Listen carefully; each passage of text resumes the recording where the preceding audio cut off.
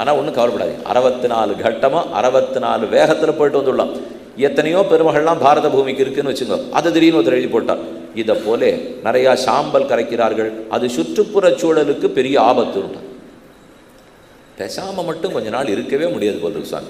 ஏதோ யார் கண்டுபிடிச்சாப்போ அதுக்கப்புறம் இந்திய தொழில்நுட்ப கழகம் எல்லாரும் அவளை போய் கேட்பா, என்ன நீங்கள் என்ன சொல்கிறீங்க, அவர்கள் ரொம்ப நாள் ஆராய்ச்சி பண்ணுவா. அது ஆராய்ச்சி முடியறதுக்குள்ளே ராத்திரி 8:30 மணி 9 மணிக்கு தொலைக்காட்சியில் இனிமேல் சாம்பல் கரைக்கலாமா கூடாதா, இது சுற்றுப்புற சூழலுக்கு மாசா இல்லையா. அதுக்கு பக்கத்திலே அதே தொலைக்காட்சி போட்டிக்கு பக்கத்திலே ஏதானு பெரிய சாயப்பட்டறையை வச்சு அந்த சாயத்தை முழுக்க அங்கே தான் கொட்டின்னு இருப்பா, அதை பற்றியே பேச்சு வராது. ஆனால் யாரானு ஒருத்தர் சாம்பலை கரைக்கிறேன், நல்ல வேலை. அப்புறம் பெரிய விஞ்ஞானிகள்லாம் சேர்த்து சொல்லிட்டாப்போ எத்தனை கோட்டி சாம்பலை கொண்டு போய் கரைச்சாலும் ஒன்றும் ஆகாதுன்னுட்டான். நீங்கள் எவ்வளோ வேணால் பண்ணிக்கோங்க, அது ஒன்றும் ஆக போகிறது இல்லை. எனக்கு பூமியை சேர்ந்தது பார்த்திவ பதார்த்தம், பிருத்திவிலேருந்து வந்திருக்கோம், பிருத்திவிக்கு கீழே போகிறோம், எது ஒன்றுமே ஆகாது. இப்போ உலகளாவிய அளவில் ஒன்றை உபயோகப்படுத்தாதீங்கோ, கோவிலில் வேண்டாம் வேண்டான்னு போட்டுருக்கானே, நித்தியம் போட்டுறாடும் இல்லையா, மக்கும் குப்பை மக்கா குப்பை எதை வச்சுருக்கீங்க. இப்போ அப்போ அதெல்லாம் என்ன, இப்போ ஒரு வெத்தலை பாக்கு பழம் வாங்கணும், தேங்காய் பழம் வாங்கணும், பெருமாள் பிரசாதம் வாங்கினான்னா கூட அதுதான். பெருமானுக்கு அடுத்து சர்வ வியாபகனே அவர் தான். அவ்வளவு பெருசு அது இருக்குது, அதை இப்போ போட்டு வச்சுருக்கா, வேண்டாம் அதெல்லாம் கிட்டக்கே கொண்டாதீங்கன்னு. அது படுத்தாத மாஷா இன்னொன்று படுத்திட போகிறது, நிச்சயமாக எந்த சாம்பலாலையும் ஒன்றும் வராது. மேல் அது ஓடுற கங்கைக்கு நதி வேகேன சுத்தத்தின்னு சொல்லுவார்கள். வேகமாக நதி ஓடிண்டே இருந்ததுன்னா எத்தனை அழுக்கையும் அழித்து கொண்டு போய்விடும். ஆகவே அதுதான் இந்த கங்கைக்கே உண்டான ஏற்றம். கங்கா, காயத்ரி, கோவிந்த, இது எதை சொன்னாலும் புண்ணியமே, அடுத்த பிறவியே கிடையாது. அதை பகீரத மகாராஜா தான் கொண்டு கொடுத்தார்.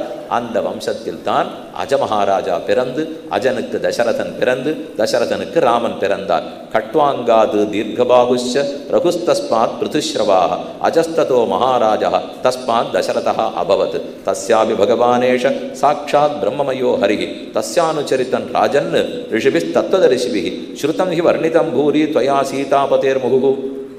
வேகமாக கதை சொல்லிட்டு வர்றாரோ இல்லையோ, ஒவ்வொரு சரித்திரமாக சுகர் சொல்லிட்டு வர்றார். அப்போ சொல்கிறார், கட்வாங்கனிடத்தில் தீர்க்கபாகு பிறந்தார், தீர்க்கபாகுவனிடத்தில் ரகு பிறந்தார், ரகு வம்சத்தில் ராமன் பிறக்கவே தான் ராகவன்னு பேர். ரகுகுலத்தில் பிறந்ததுனால ராகவன். வெச்ச பேர் தாசரதி, தசரதிக்கு பிள்ளை தசரதனுக்கு பிள்ளை தாசரதன், தாசரதின்னு பேர். அவருக்குன்னு இருக்கிற இயற்பெயர் ராமன். ராமன்னா 2 ராமன் சொல்லுவா, தசரத ராமனா பார்கவ ராமனான்வா. பார்கவ ராமன்னா பரசுராமர்னு அர்த்தம், தசரத ராமர்னா ராமர்னு அர்த்தம். அப்போ ராமன்கிறது இயற்பெயர். ககுத்தன், காகுத்தன், காகுத்தன்னு சொல்லுமே, காகுத்ஸ்த, ககுத்ஸ்த மகாராஜாவுனுடைய வம்சத்தில் பிறந்தார், காகுத்ஸ்தன்னு பேர். அப்போ ராகவன்னு பேர், காகுத்ஸ்தன்னு பேர், தாசரதின்னு பேர், ராமன்னு பேர். இப்படிப்பட்ட ராமன் அவதரித்தார். பிள்ளாய் பரீட்சித்தே, நான் ஒன்றும் வளவளான அதை விளக்கமாக சொல்ல வேண்டாம், இது இத்தனையும் சேர்த்து 24,000 ஸ்லோகங்களில் ஆதிகவி வால்மீகி பாடிட்டார். அது ஏற்கனவே உனக்கு தெரிஞ்சிருக்கு இல்லையா. இப்போ வேணுங்கிறவர்கள் அதை மேற்கோளாக இந்த இடத்தில் கண்டுகொள்ளவும்னு ஒரே ஸ்லோகத்தில் முடிச்சிட்டார் சுகர். மேலே கதையே சொல்லலை வேறு, எல்லாமே வால்மீகி ராமாயணத்தில் இருக்குது. இப்போ நீங்கள் கைபேசி வச்சுன்னு கேள்வி பாருங்க, அதில் ஒன்றை படிச்சுட்டே வரைச்சே நடுவில் நீளமாக ஒன்று தெரியும், அதை தட்டினேன்னு வச்சுக்கோ, அது வேறு கதைக்கு எடுத்துன்னு போடும். அங்கே படிச்சுட்டே இருக்கே சகப்பாக ஒன்று தெரியும், அதை தட்டினேன்னு வச்சுக்கோ, அது வேறு வலைத்தளத்துக்கு எடுத்துன்னு போடும். அதை போல் என்னைக்கோ பண்ணிவிட்டார் சுகாச்சாரியர், சொல்லிண்டே வரார் பாகவதத்திலே. இதுக்கு குறுக்க தட்டிக்கோ வால்மீகி ராமாயணத்துக்கு போய் கோருட்டார். நான் இங்கே சொல்லிகிட்டே இருக்கேன், இப்போ படிச்சுக்கோ வேணா. அவர் 24,000 ஸ்லோகம் படிச்சிருக்கா, நல்லதாக போச்சு, நமக்கு நேரமாச்சு, அவர் உதவிக்கு வந்துட்டார். இப்போ தஸ்யானுதரிதம் ராஜன் ரிஷிபிஸ் தத்ததரிசிபிகி, கண்ணன் ராமன் செய்ததை சொல்லுகிறார். குருவர்த்தே தியக்தராஜ்யா வெச்சரத் அனுவனம் பத்மபத்யாம் பிரியாயாக பாணிஸ்பர்ஷாட்சமாபியாம் ரிஜித பதருஜா யஹ ஹரீந்திரானுஜாபியாம் வைரூப்யாச்சூர்பணாख्याः பிரியவிரஹருஷா ஆரோபித பூவிஜிரும்ப த்ரத்தாப்திர்பத்தசேது கலதவனஹனः கோசலேந்திரோவதான்னः விஸ்வாமித்ரோ அத்வரேயேன மாரீச்சாத்யா நிஷாச்சராः பஷ்யதோ லக்ஷ்மணஸ்யைவ ஹதா நைர்ருதி புங்கவாः. ராமன் அவதரித்தார் நவமி திதியிலே. ததச்ச துவாதசே மாசே சைத்ரே நவமிகே திதோ, 12 திங்கள் கௌசல்யா மணிவயிர் வாய்த்தாள். இப்போ பங்குனி பிரம்மோத்சவமாக நடந்துட்டுருக்கு. இதோ ஸ்ரீராமநவமி வந்துடும், திரும்பி பார்த்தா ஸ்ரீராமநவமி தான். அப்போ 12 மாதம் கழித்து சித்திர மாசத்திலே புனர்வசு நட்சத்திரத்திலே கர்க்கடக லக்னத்திலே நவமி திதியிலே ராமபிரான் அவதரித்தார். கூடவே ஆஸ்லேஷா நட்சத்திரம் லக்ஷ்மண சத்ருகனர்கள், புஷ்ய நட்சத்திரம் பரதன், புனர்வசு பூஷம், ஆஸ்லேஷா. இதில் 4 குமாரர்கள் அவதரித்தார்கள். அழகா வளர்ந்தனர். 12 ஆண்டுகள் முற்று பெற்றனர். குருகுலவாசம் முடிஞ்சு போச்சு. விஸ்வாமித்திரர் வந்தார். யாகத்தை சன்ரக்ஷணன்னு கேட்டார். போகிற சமயத்தில் மாரீச்சன் சுபாகு வந்து சுபாகுவை ஒழித்தார். மாரீச்சனை ராமபிரான் ஓட்டி விட்டுட்டார். அங்கிருந்து திரும்ப நாட்டில் வந்தார். சீதா கல்யாணம் முடிஞ்சு போச்சு. சென்று சீதா கல்யாணம் ஆகி அயோத்தி பட்டணத்தில் வந்து இருக்கிறச்சே 24 வயசு ராமனுக்கு பட்டாபிஷேகம் பண்ணலான்னு பார்க்கும்போது கலக்கியமா மனத்தனனால் கைகேசி வரம் வேண்ட மலக்கியமா மனத்தனாய் மன்னவனும் மராதொழிய குலக்குமரா காடுரையப்போ ஏதோ வந்து சேர்ந்தவள் கூனி பேசினாள். அந்த கூனி பேச்சை கேட்டு கை வரத்தை கேட்க மொத்த பேரும் காட்டுக்கு போக வேண்டியதாக போச்சு. ராமன் முன்னால், நடுவே சீதை, பின்னால் இலக்குவன் காட்டுக்கு சென்றார்கள். இங்கே 1 வருஷம், அங்கே 1.5 வருஷம், இங்கே 2.5 வருஷம், 13 வருஷம் கழிஞ்சு போச்சு. கடைசி 1 வருஷம் மட்டும்தான் பாக்கி. அப்ப சூர்பனகை வந்தாள். ராமனை விரும்பினாள். இல்லை என்றான் ராமன். காதுமு கருபட்டு போனாள். தன் அண்ணன்களிடத்திலே போய் சொல்ல கரதூஷணாதிகள் 14,000 பேரும் ஜனஸ்தானத்திலே எதிர்த்து வர அன்னு நேர்ந்த நிசாசரரை கவர்ந்த வெங்குனை காகுத்தன் என்ற அத்தனை பேரையும் ஒரு முகூர்த்த காலத்திலே ராமன் அழித்தார். அங்கிருந்து நேர சூர்பனக ராவணனிடத்தில் போய் ஆசையை கிளற ராவணன் கபட சந்நியாசி ரூபத்தில் வந்தான். சீதை அபகரித்து கொண்டு போனார். வழியில் ஜட்டாயு சண்டையிட்டு உயிர் மாய்ந்து போனார். ராமன் தேடி வரும்போது ஜட்டாயு சீதை இருக்கும் இடத்தை காட்டி மோட்சத்தை பெற்றார். தனமருவு வைதேகி பிரியலுத்து தளர்வெய்தி சடாயுவ வைகுந்தத்தேத்தி வனமருவு கருவியசன் காதல் கொண்டு வாலியை கொன்னு அவன் தம்பி கரசி மீந்து சீதை எங்கேன்னு தேடி வரும்போது சுக்ரீவனை கண்டார். அவன் அண்ணன் வாலியை கொன்றார். தம்பிக்கு ராஜ்யத்தை கொடுத்தார். 4 மாதம் காத்திருந்தனர். அப்புறம் வானரப்படை தெற்கு நோக்கி தேடி போயிட்டு ஹனுமான் மகேந்திரகிரியிலே அழுத்தினார். தாவினவர் லங்கை அசோகவனத்தை அடைந்து சீதையை கண்டார். ராமன் செய்தி சொல்லி தான் கொண்டு வந்திருந்த மோதிரத்தை ஒப்படைத்து சூடாமணியை பெற்றுக்கொண்டார். திரும்பத்தாவி கிஷ்கிந்தைக்கு வந்து ராமனிடத்தில் சமர்ப்பித்து மொத்த படையும் புறப்பட்டது. ராமேஸ்வரன் திருப்புல்லாணி கரைக்கு வந்து இறங்கினார்கள். விபீஷணன் ராவணனிடத்தே பொருது இல்லே நீ பண்றது தப்புன்னு சொல்லிட்டு அவனை விட்டு விலகி, அவன் தம்பிதான், அவன் வந்து ராமனிடத்தில் சரணாகதி பண்ணினான். அடுத்து பெரிய சேதுவை கட்டினார்கள்.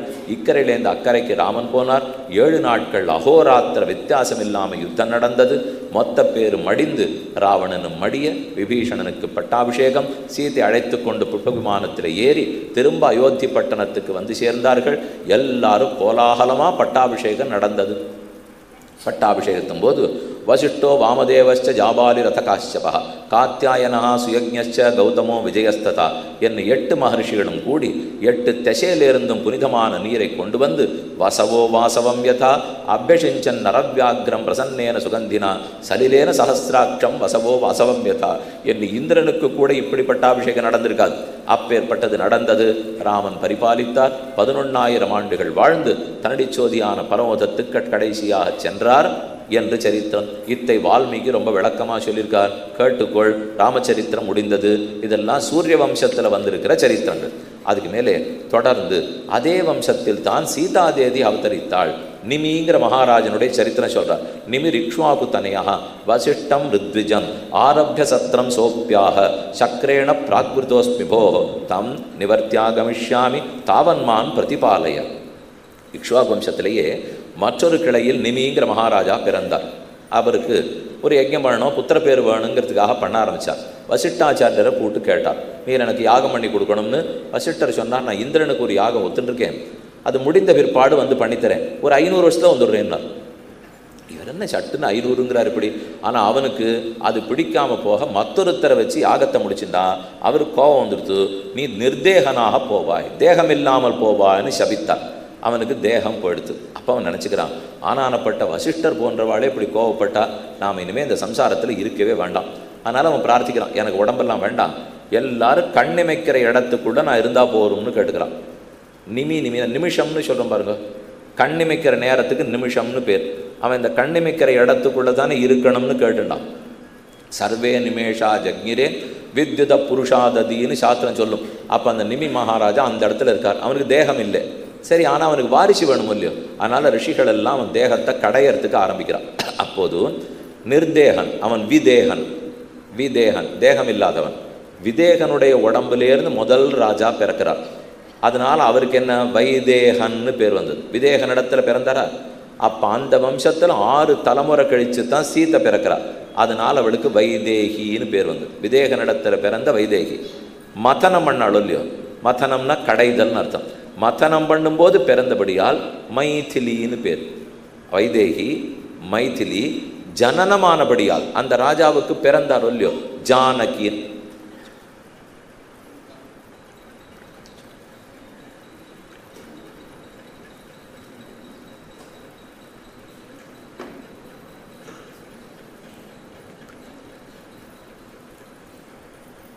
மைதிலி, ஜானகி, வைதேகி என்றெல்லாம் வெவ்வேறு பெயர்கள். அவளுக்குன்னு இருக்கிற இயற்பெயரைத்தான் சீதான்னு சொல்லுவாள். சீதா லாங்கல பத்ததி. சீதான்னால் ஒரு கலப்பையை வச்சு உழுதார். ஜனக மன்னவன் புத்திரப்பேர் வேணுங்கிறதுக்காக பெரிய யஜ்ஞ பூமியை உழுதார். உழும்போது கலப்பை போய் ஒரு இடத்துல தட்டி நின்றுது. கலப்பை ஓடின கோட்டுக்கு தான் சீதான்னு பேர். அதனால தான் அந்த பெண்ணு அங்கிருந்தே பூமியிலேருந்து தோன்றியிருக்கிறபடியால் சீதான்னு பேர் சொல்லுவார்கள். அப்போ என்னென்ன பேர் பார்த்தோம்? சீதா, வைதேகி, ஜானகி, மைதிலி, இதெல்லாம் சீதாதேவிக்கு இருக்கிற திருநாமம். அந்த சீதை தான் ராமனை திருக்கல்யாணம் பண்ணி கொண்டாள்னு சூரிய வம்ச கதையை முடிச்சுட்டார். அதுக்கப்புறம் ஸ்ரீ கிருஷ்ணனுடைய வம்சங்கிறது சந்திர வம்சம். அதிலே முதல்ல சரித்திரம் பார்க்க வேண்டியது பரசுராமர், ஜமதக்னி, பரசுராமர், விஸ்வாமித்திரர். இவா சரித்திரத்திலேருந்தான் மொத்த சந்திர வம்சமே ஆரம்பிக்கிறது. குமாரோ மாதரம் பிராக குபிதா அலீக லஜ்ஜயா கிம் ந ஓச்சஸ்வமிருத்தே ஆத்மாவத்யம் வதாசுமே கிருதம் மே வீரபக்ஷ்யம் சியான்னேக்ஷேத்யான்யத்ர மைதுனாத் நிவாசதம் தத் ததேதி பிரதிபேதே மகாமனாः ரமமாணஸ்தயா தேவ்யா பத்மகிஞ்சல்க கந்தயா தன்முகாமோத முஷிதா முதிதே அர்ஹகணான் பகூன். பழகான சரித்திரம் சொல்கிறார். சந்திரவம்சத்தில் புரூரவஸ்ன்னு ஒரு மன்னன் பிறந்தான். அவனிடத்துல குஷாம்பன்கிறவர் பிறந்தார். குஷாம்பன் இடத்துல காதிங்கிறவர் பிறக்கிறார். நன்னா கணக்கு பண்ணிங்க. இது கொஞ்சம் அப்படி ஒரு சுழல், ஒரு சுற்றி வர்ற கதை. நன்னா கேட்டீங்கன்னா ஞாபகம் வச்சுக்கலாம். அதாவது மூத்தவன் சந்திரவம்சம். சந்திரனிடத்திலே புரூரவசு ராஜா பிறந்தான். புரூரவசுக்கு அப்புறம் குஷாம்பன் பிறக்கிறார். குஷாம்பனுக்கு அப்புறம் காதி பிறந்தார். காதிக்கு கல்யாணம் ஆச்சு. முதல்ல ஒரு பெண்ணு பிறக்கிறார். அவளுக்கு சத்தியவதின்னு பேர். இப்போ இவர்கள் எல்லாருமே க்ஷத்திரியர்களும் இல்லையோ. ஆனால் அந்த சத்தியவதியை பிராமண ரிச்சிகருங்க ரிஷிக்கு கல்யாணம் பண்ணி கொடுக்குறார். சத்தியவதி க்ஷத்திரிய பெண்ணு, ரிச்சிகர் பிராமண ரிஷி. சத்தியவதிக்கும் ரிச்சிகருக்கும் கல்யாணம் ஆகிடுத்து. கொஞ்ச நாள் கழித்து புத்திர பேர் வேணுங்கிறதுக்காக அம்மா சொல்கிறா. சத்தியவத்தினுடைய தாயார் காதியினுடைய தர்மபத்தினி போய் நீ உன்னுடைய பர்த்தாவினிடத்தில் கேளு, அவர் சரு பண்ணி கொடுப்பார். அப்படின்னா யஜ்யம் யாகம் பெருமானுக்கு ஆராதனை பண்ணிட்டு ஒரு அன்னம் பண்ணி கொடுப்பார். அதை சாப்பிட்டா நல்ல குழந்தை பிறக்கும். எனக்கு இன்னும் புத்திர குழந்தை பிறக்கலை. உனக்கும் பிள்ளை வேணும், எனக்கும் பிள்ளை வேணும், 2 பேருக்கும் வாழ்டுவான்னு அம்மா சொன்னான். சரின்னு சத்தியவதி போய் தன்னுடைய பர்த்தாவனிடத்துல கேட்குறார். அவர் 2 பேருக்கும் பண்ணார். தனக்கு பிறக்கிறது நல்ல பிராமண தேஜஸோடு இருக்கணும், மாமியாருக்கு பிறக்க போகிறது நல்ல க்ஷத்திரிய தேஜஸோடு இருக்கணும் அப்படிங்கிறதுக்காக 2 சரு பண்ணிவிட்டு தர்மபத்தினி இடத்துல கொடுத்தார். அவர் 2ஐயும் கொண்டு உள்ளே வச்சுட்டா. இது அம்மா உனக்கு, இது எனக்கு அப்படின்னு சொல்லி அவர் ஜாகிரதையாக தான் அடையாளத்தோடு வச்சுருந்தா. அம்மா யோசிச்சு பார்க்குறா, என்னதான் இருந்தாலும் நம்ம மருமகன் தன் மனைவிக்குத்தான் வசதியாக பண்ணியிருப்பார், நமக்கு 2ஆம் பட்சமாக தான் பண்ணியிருப்பார். அதனால் நம்ம ஒன்று செய்வோம், அதை எடுத்து நாம் சாப்பிட்டுட்டு நம்ம சாப்பிட வேண்டியது அவளுக்கு வச்சுருவோம் அப்படின்னு சொல்லி 2ஐயும் மாற்றினுட்டார். சாப்பிட்டா எடுத்து 2 பேரும் கர்ப்பம் தரித்தார்கள். கொஞ்ச நாள் கழித்து தர்மபத்தினியை பார்க்குறார். பெண்ணே, எங்கோ ஏதோ மாறி இருக்குன்னு எனக்கு தோன்றது. உன் முகத்தை பார்க்குறேன், உன் தேஜஸை பார்க்குறேன். பிராமணனுக்கு பிறக்க வேண்டிய குழந்தையை நீ கர்ப்பத்தில் வச்சுருக்கிறதா எனக்கு தெரியல, அதுக்கு ஏதோ அதீத தேஜஸ் இருக்கிறதா தெரியுது அப்படின்னு இவர் சொல்கிறார். அவளுக்கு புரியல. அப்புறம் போய் விசாரிச்சுன்னு வந்து தெரிஞ்சு போச்சு இதுதான் நடந்திருக்குன்னுட்டு. இப்போ பர்த்தா காலில் விழுந்து கேட்குறா, இப்போ என்ன பண்ணலாம்னால் ஒன்றும் பண்ண முடியாது, பண்ணது தான். ஒன்றே ஒன்று வேணால் செய்கிறேன். இல்லை இந்த பிள்ளைக்கு அதை போல் கோபமெல்லாம் இல்லாத பிறக்கணும், க்ஷத்திரியனுடைய கோபம் இல்லாத எனக்கு குழந்தை வேணும்னால் பண்ண முடியாது. ஒரு தலைமுறை ஒத்தி போடுறேன்னார் அவர். என்னால் மிஞ்சி போனால் அதை தான் செய்ய முடியும். இந்த தலைமுறையை மாற்றி இவருக்கு ஒரு குழந்தை பிறந்தால் அந்த க்ஷத்திரிய கோபம் அந்த பிள்ளைக்கு இருக்கும்படி பண்ணி கொடுக்குறேன்னார். அப்போ அந்த பிள்ளை மூத்தது பிறந்தது தான் ஜமதக்னி. ஜமதக்னிக்கு அப்புறம் பிறந்தவர் தான் பரசுராமர். பரசுராமர் எப்படி இருந்திருக்கணும்? பிறப்பால் பிராமணர் இப்போ, ஆனால் மொத்த கோபமும் க்ஷத்திரியனுக்கு இருக்கிற க்ஷாத்திரமும் இல்லையோ, ஏன்னா சரு மாறினபடியால். அதே போல் அவளும் சாப்பிட்டாளே, அம்மாவும் சரு சாப்பிட்டாலும் இல்லையோ, அவளுக்கு விஸ்வாமித்திரர் பிறந்தார். அவர் கௌசிகன்னு பேர். அவர் பிறப்பால் எப்படி இருக்கார்? க்ஷத்திரியன். ஆனால் அவருக்கு ஆசையெல்லாம் பிரம்ம ரிஷியானம். அப்போ அவருக்கு பிரம்ம ரிஷியானுமே ஆசை இருக்குன்னா சரு காரணம். இப்போ இந்த 2 மாறி போகவே தான் விஸ்வாமித்திர, ஜமதக்னி, பரசுராமர் அப்படிங்கிற சரித்திரத்தை தெரிஞ்சுக்கிறோம். இதில் ஜமதக்னியினுடைய தர்மபத்னி ரேணுகாதேவி. பித்ரோர் அபசிக்ஷிதா ராமஸ்ததேதி குருநந்தன சம்பத்சரம் தீர்த்தயாத்ராம் சரித்ரா ஆசிரமம் ஆவ்ரஜத் கதாச்சித் ரேணுகாயாதா கங்காயாம் பத்மமாநிலம் கந்தர்வராஜம் கிரீடந்தம் அப்சரோபிர் அபஷ்யத. ஜமதக்னி ரேணுகாதேவி எங்கோ கந்தர்வராஜனிடத்துல மனசை பறி கொடுத்தாள்னு நினைத்து கொண்டு அவ தலையை வெட்டிடுனார். மற்ற பிள்ளைகள்லாம் முடியாதுன்னு சொல்லிவிட்டா. ஆனால் பரசுராமர் கேள்வியை கேட்காம தலையை விட்டுட்டார். இப்போ யாச்சமானா கிருபணையா ராமமாத்திராதி தாருணா ரசக்கியசிர உத்கிருஷ்ட நின்யுஸ்தே க்ஷத்ரபந்தவா திரிசப்த கிருத்வ பிருத்திவீம் கிருத்வா நிக்ஷத்ரியாம் பிரபு சமந்த பஞ்சகே சக்கரே சோணிதோதான் ஹிருதான் நிருபர். கடைசியில் தன் தாயின் தலையை வெட்டினார்.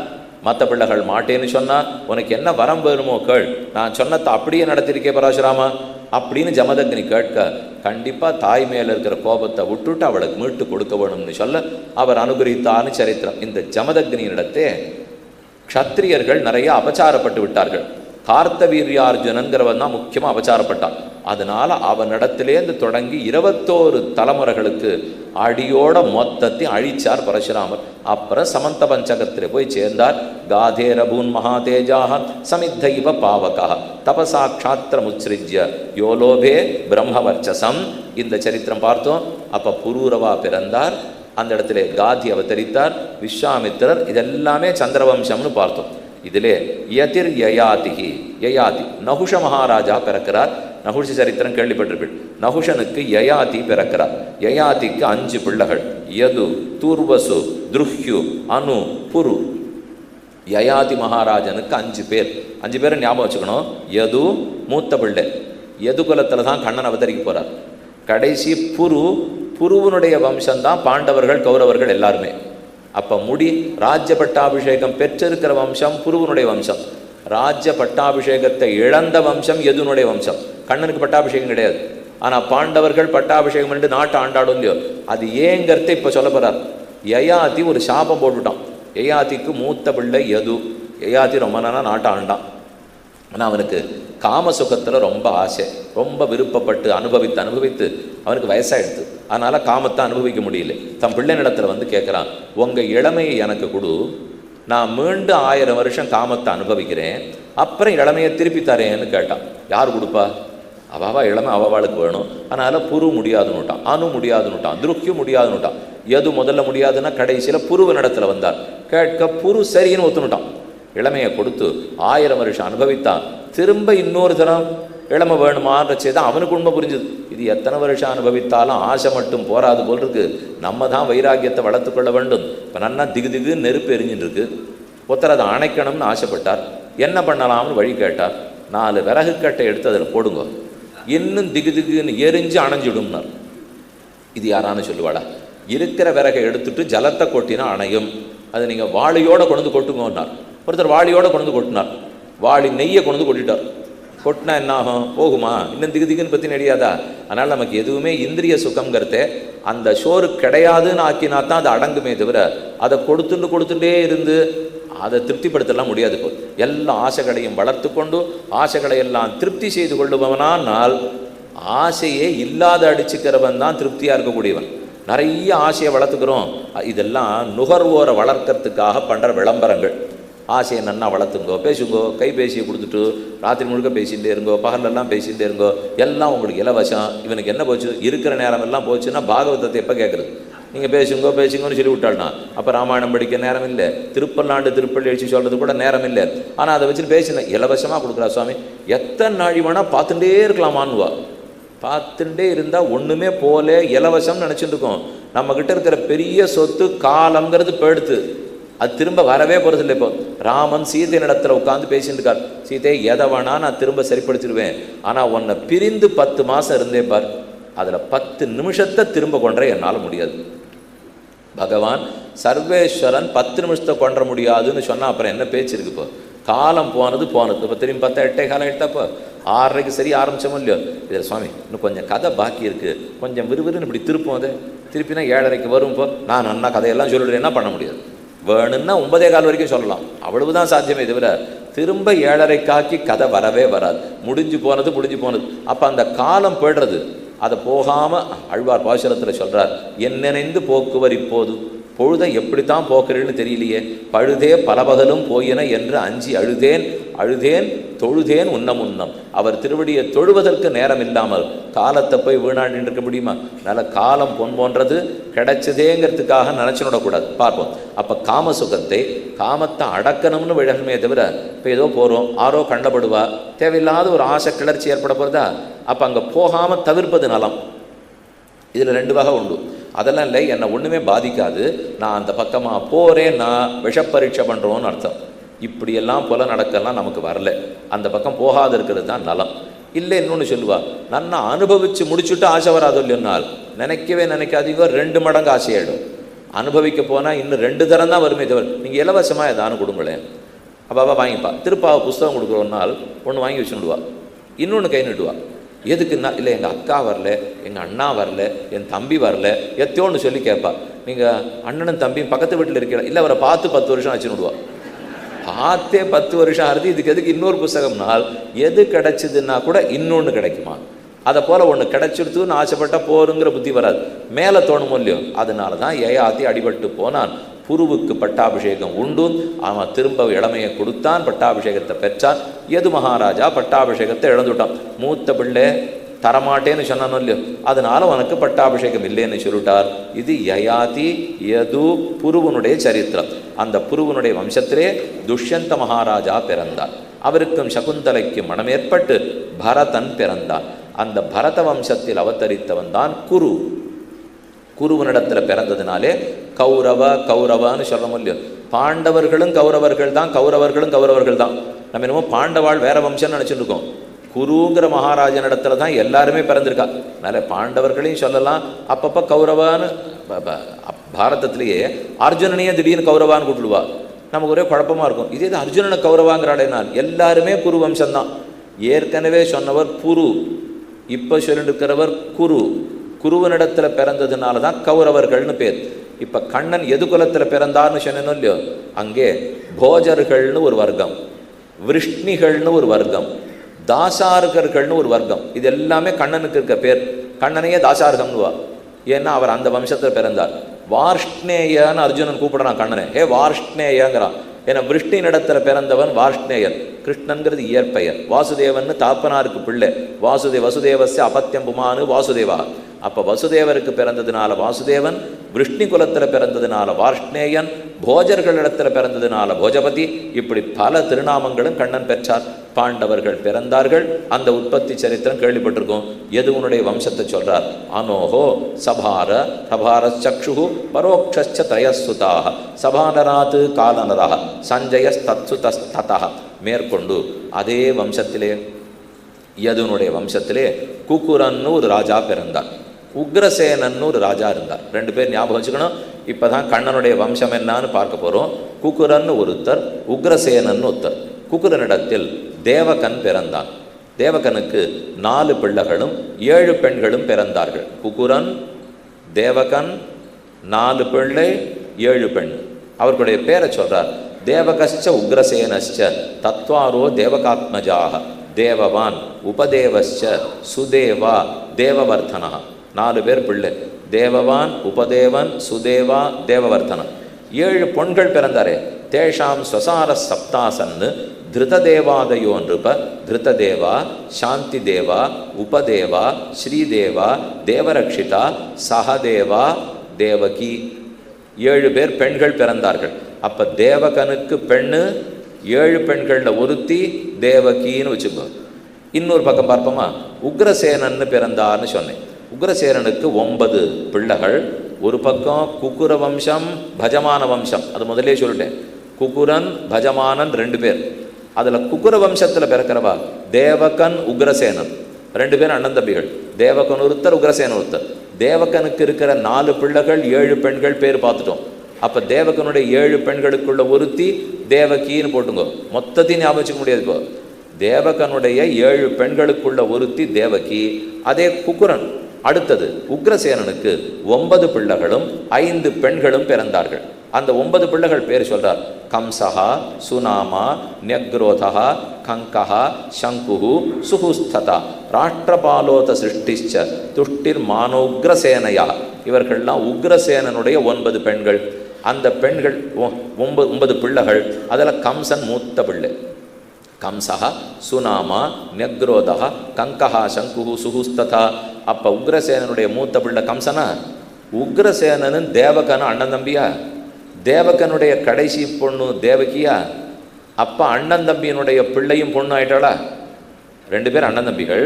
அதாவது தேவகனும் உக்ரசேனனும். அதில் தேவகனுக்கு பெண்ணு தேவகி, உக்ரசேனனுக்கு பிள்ளையா பிறந்தவர் வசுதேவர் பிறந்துட்டார்.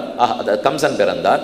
அப்போ கம்சனும் தேவகியும் அண்ணன் தம்பியினுடைய பொண்ணும் பிள்ளையும். ஒன்று விட்ட தமிழை உடனே சொல்லுவாள். இது அது என்ன சுவாமி ஒன்று விட்டனால்? அண்ணன் தம்பிகளுடைய இப்போ நேராக பிறக்கலை, ஒரே வயிற்றில் பிறக்கலை, ஆனால் அண்ணன் தம்பிகளுக்கு பிறந்தவாளா? இவர்கள் 2 பேரும் வச்சுக்கோ. அப்போ கம்சனுக்கு சகோதரியாய் தேவகி இருந்தாள். இன்னொரு பக்கம் தேவகியை கல்யாணம் பண்ணிக்கு போகிறவர் வசுதேவர். அவர் வம்சத்தை சொல்கிறார். பஜமான வம்சத்தில் பிறக்கிறார். உக்ரசேன துகிதரா வசுதேவானுஜ ஸ்திரியா சூரோ விதூரதா சாசீத் பஜமான சுதஸ்ததா சினிஸ்தஸ்மாத் ஸ்வயம்போஜா ஹிருதீகஸ்தத்சுதோ மதா தேவபாகு சததனு கிருதவர்மேதி தத்சுதாக தேவமீடஸ்ய சூரஸ்ய மாரீஷா நாம பத்னி அபூத். மேற்கொண்டு சொல்கிறார், பஜமானனுக்கு சூரசேனன் பிறந்தார். சூரசேனனுக்கு 10 பிள்ளைகள். அந்த 10 பிள்ளைகளில் ஒருத்தர் தான் வசுதேவர். 10 பிள்ளையில் ஒருத்தர் வசுதேவர். வசுதேவருக்கு கூட பிறந்த பெண்கள் இருக்கா, 5 பேர் பெண்கள். பிருதாச்ச ஸ்ருததேவாச்ச ஸ்ருதகீர்த்திகி ஸ்ருதஸ்ரவாக ராஜாதிதேவி. 5 பேர் பெண்கள். நன்னா ஞாபகம் வச்சுக்கணும் நீங்கள். இப்போ ஸ்ருத பிருதா தான் மூத்த பெண்ணு. இந்த பிருதா தான் குந்தியாரா. இவளுக்கு பேர் பிருதா. ஆனால் பக்கத்து தேச ராஜன் குந்தி தேசத்து ராஜன், அவனுக்கு குழந்தைகள் இல்லை. அதனால இந்த தேசத்து ராஜா இடத்துல தத்து கொடுன்னு கேட்குறார். மூத்த பெண்ணை தத்து கொடுத்துட்டார். அப்போ அந்த நாள்ல பிள்ளைய விடுத்து பெண்ணை தத்து கொடுத்துருக்கா பாருங்க. பொதுவாக தத்தபுத்திரன்னு தான் சொல்லுவா. எதுக்கு? பிராணம் படுத்துன்னா காரியம் பண்ணுறதுக்கு பிள்ளை இல்லைங்கிறதுக்காக பிள்ளையை தத்தெடுத்துப்பா. ஆனால் இந்த இடத்துல ஸ்வீகார புத்திரி இவள். அது அந்த நாள்லேயே பண்ணியிருக்கா. இப்போ நமக்கு வந்து அதெல்லாம் ஆண்களை தான் கொடுக்கணுங்கிறா, பெண்களுக்கு ஒன்றும் முன்னேற்றமே இல்லை, உடன்கட்டை ஏறணுங்கிற ஆள் நேர்த்தியானு சொல்லி விட்டுருவா. உடன்கட்டை ஏறணும்னா எந்த சாஸ்திரத்திலையும் இல்லை. இது நாம ஏற்படுத்தினது. இப்போ இல்லையே இருக்கேனால் இப்போ தசரதன் போன அப்புறம் ஒன்றும் கை சுமித்ராலாம் உடன்கட்டை ஏறினதா தெரியலையே. நன்னாத்தானே இருந்திருக்கா. எத்தனையோ பேர் இருந்திருக்கா. இப்போ என் கூரத்தாழ்வான் பரமவிச்சார். நம்ம 1000 வருஷத்துக்கு முன்னாடி கூரத்தாழ்வான் பரமவிச்சிட்டா ஆண்டாளுங்கிற தர்மபத்தினி அப்புறம் ரொம்ப நாள் இருந்தாளே, அவனு உடன்கட்டை ஏறலையே. அதனால் உடன்கட்டை ஏறுதல்ங்கிறதெல்லாம் எந்த தர்மசாஸ்திரத்திலும் இல்லை. என்ன சொல்லியிருக்குன்னால், அப்படி தானாக விருப்பப்பட்டு யாரேனும் ஏறினால் அவர்களுக்கு சொர்க்கம் உண்டு. இவ்வளவுதான் தர்மம் சொல்கிறது. இதை விட்டுட்டு என்னமோ உடன்கட்டை ஏறுன்னு சொன்னா போலையும், அதனால நிர்பந்தமாக ஏறின்றிருக்கா போலையும், அதுக்கு ஏதோ ஒரு பெரிய நிறுவன சம்ஸ்தானம்லாம் உருவாக்கி அதை நாங்கள் தடுத்துட்டோன்னு அதுக்குன்னு ஒரு பேரெல்லாம் ஏற்படுத்தி அதன் பேர்லேயே எல்லா இடத்துலையும் தேர்தல் நின்று என்ன பாடு தெரியுமோ? இல்லவே இல்லை இது எதுவுமே. நீங்கள் சாஸ்திர ஒரே ஒரு நிமிஷம் யாரான ஒருத்தர் அந்த தர்மசாஸ்திர புஸ்தகத்தை எடுத்து என்ன சொல்லியிருக்குன்னு படிச்சிருந்தா இத்தனை வம்புமே இல்லை. ஆனால் நடந்திருக்கேன்னால் நாம் தெரிஞ்சுக்கல. நம்ம படிப்புக்குள்ளே அது வரலையே. அது வந்திருந்ததுன்னா உண்மை என்னான்னு தெரிஞ்சுருப்போம். அதனால் யார் இப்போ சதி ஒழிப்புன்னு அந்த நாள்லேன்னு சொல்கிறா, எதுக்கு ஒழிக்கணும்? இல்லவே இல்லையே. அப்போ யாரோ 4 பேர் இருந்தாலே அப்போ அதை நிறுத்துங்க. யாரும் வேண்டான்னு சொல்லலை. தெரியாமல் சதி தேவி பண்ணிட்டு இருக்காள்னா நிறுத்திக்குங்க. ஆனால் என்ன சொல்லக்கூடாதுன்னால், தர்மசாஸ்திரம் தப்பாக சொல்லிவிட்டதை நாங்கள் சரிப்படுத்தியிருக்கோன்னு சொன்னால் அது போய் தானே. அதை சொல்லக்கூடாது இல்லையா? தாராளமாக நடுவாந்தரத்தில் ஒன்று வந்திருக்கு, அது தப்பு, அதை சரிப்படுத்தினோம். ஆதி காலத்து சாஸ்திரம் இப்படி சொல்லலை, அதனால் அதை புரிஞ்சுட்டு செய்யுங்கோன்னு சொல்லியிருந்தா நேர்மையாக பண்ணியிருக்கான்னு அர்த்தம். ஆனால் அப்படி பண்ணவே இல்லையே. ஏதோ நடுவில் வந்திருக்கிற ஒன்றை சரிப்படுத்திட்டு இப்படி தான் தர்மம் தப்பாக சொல்லிட்டு நாங்கள் சரிப்படுத்தினோம்னால் அப்போ ஹிந்து தர்மத்தில் இருக்கிற நம்பிக்கை இவனுக்கு குறையாதா? தப்பாக சொல்லியிருக்காங்கன்னுட்டு இதை போல் நிறைய பொய் வேணும்னா ஒரு 5-4 உபன்யாசம் இதை போல் எத்தனை பொய் நடந்திருக்குன்னு வைக்கணும். அதை கேட்டால் தான் தெரியும். கேட்டான்னா தெரிஞ்சுக்கணும். அவரவர்களே தெரிஞ்சுக்கணும், ஆசைப்பட்டு படிக்கணும். இப்போ படிக்கிறதுக்கு வந்துட்டோம், ஞானத்தை வளர்த்துனுட்டால் சந்தேகம் ஒடியப்படும். ஞானம் வளராத வரைக்கும் சந்தேகப்பை பிடிச்சு ஆட்டிண்டு தான் இருக்கும். அந்த ஞானத்தை சதாச்சாரிய நடத்தல் கேட்கணும். யார் அந்த பரம்பரையாக வந்திருக்காளோ அங்கே கேட்கணுமே தவிர பாதி ஆங்கில மொழிபெயர்ப்பை வச்சு சொல்லிட்டு இருக்கா பாருங்க, இதெல்லாம் நம்பிட்டு தான் நடக்காது. அவர் முதல்ல சாஸ்திரத்தை நன்னா வாசிச்சிருக்கணும். சம்ஸ்கிருதம் தமிழ் முதலான நம்ம பிராதேசிக பாஷை நன்னா தெரிஞ்சிருக்கணும். அதை வைத்துக்கொண்டு அதுக்கப்புறம் ஆங்கிலத்தில் சொல்லட்டும், யாரும் வேண்டான்னு சொல்லலை. ஆனால் அதுலேயே படித்து அதுலேயே எனக்கு ஸ்லோகமே தெரியாதுன்னால் அப்படின்னா அடிப்படை ஞானம் கிடையாதுன்னு அர்த்தம். ஞானம் நன்னா தெளிவாக இருந்தால் தான் சந்தேகங்கள் ஓடும். சந்தேகத்தை ஏன் நம்ம வளர்த்துக்கிறோம்னால் வேலை பளுவில் நேரம் இல்லை. அதனால தான் எத்தத்தின்னா பித்தந்தெளியும்னு யார் சொன்னாலும் கேட்டுருக்கோம். கொஞ்சம் மெனக்கட்டினால் எத்தனையோ உண்மைகள் புரிஞ்சுப்படும் இல்லையோ பார்ப்போம். அப்போ வசுதேவம் தேவபாகம் பிருத்தாச்ச ஸ்ருததேவாச்ச ஸ்ருதகீர்த்தி பிருதஸ்ரவாக. அப்போ பிருத்தா குந்தி மன்னவனுக்கு தத்தா போனபடியால் குந்தின்னு ஆயிட்டா. குந்திக்கு பிறந்தாளோ இந்த பிள்ளைகள்னா இப்போ தர்மபுத்திரனோ பீமசேனனோ அர்ஜுனனோ குந்திக்கு பிறந்ததுனாலே கவுந்தேயன்னு கண்ணன் கூப்பிடாரு பாருங்க. அர்ஜுனன் அப்பப்போ ஹே பார்த்தான்னு கூப்பிடுவார். பார்த்தன்னா கண்ணனுக்கு பேரு பார்த்த சாரதின்னு பேரா, அர்ஜுனனுக்கு பார்த்தன்னு பேரா. பிருத்தாவுக்கு பிறந்ததுனால பார்த்தன். குந்திக்கு அவ பேர் குந்தி ஆயிடுது. இப்போ அதனால குந்திக்கு பேர் வந்ததுனால கவுந்தேயன். அப்ப பார்த்த கவுந்தேய அர்ஜுன பல்குன பார்த்திவ காண்டிவ விஜய ஜெய விஜய. இது எப்போ கேட்டாப்பல் இருக்கேன்னால் ரொம்ப இடிச்சதுன்னா அம்மா சொல்லி கொடுத்த பேர் இது. தடதான் ஒரே இடிக்கும், குழந்தைகளுக்கெல்லாம் ஒரே பயமாக இருக்கும், நடுக்குமா நடக்கும். சொல்லு அர்ஜுன பல்குன பார்த்திவ காண்டிவ விஜயா ஜெய விஜயன். அப்போ சொன்னது ஓஹோ இது அவா பேராக இருக்கும் போல் இருக்கு. இதை விட கேசவ நாராயண மாதவ கோவிந்தா விஷ்ணு மசூனா சொல்லலாமேனா தாராளமாக சொல்லலாம். அப்போ பார்த்தன் பிருத்தாவுக்கு பிறந்ததுனால பார்த்தன், குந்திக்கு பிறந்ததுனால கவுந்தேயன், கண்ணனுக்கு வார்ஷ்ணேயன் பேரு. யாதவன் கூப்பிடுறாளே எதுகுலத்தில் பிறந்ததுனால தான் கண்ணனுக்கு யாதவங்கிற பேர் வந்தது. அப்போ இவர்கள் யாரு பெண்ணு பிள்ளைகள்னு பார்த்தோம். குந்தேகே சக்கு பிதாசூரா அபுத்திரஸ்ய பிருதாமதாத் சாபதுர்வாசசோ வித்யான் தேவகூதிம் பிரதோஷிதாத். இப்போ 2 பேரும் கல்யாணம் ஆகிறது. யாருக்கு? வசுதேவருக்கும் தேவகிக்கும் கல்யாணம் ஆகுது. அந்த வம்சத்தில் பிறந்தவர் வசுதேவர், இந்த வம்சத்தில் பிறந்தவர் தேவகி. இவா 2 பேருக்கும் கல்யாணம் ஆகி 8வது கர்ப்பமாகத்தான் கண்ணன் பெருமான் அவதரிக்கிறார். இதிலே தேவகிக்கு கூட அதாவது இவாளுக்கு கூட பிறந்தவள்லாம் இருக்கான்னு சொன்னீரே, அவர்கள் யாரை கல்யாணம் பண்ணா? வசுதேவருக்கு உடன் பிறந்தவள் ஒருத்தி குந்தி பார்த்தோம். அதோட கூட பிறந்தவர்கள் யாரு? வசுதேவன், குந்தி, அண்ணன், தங்கை.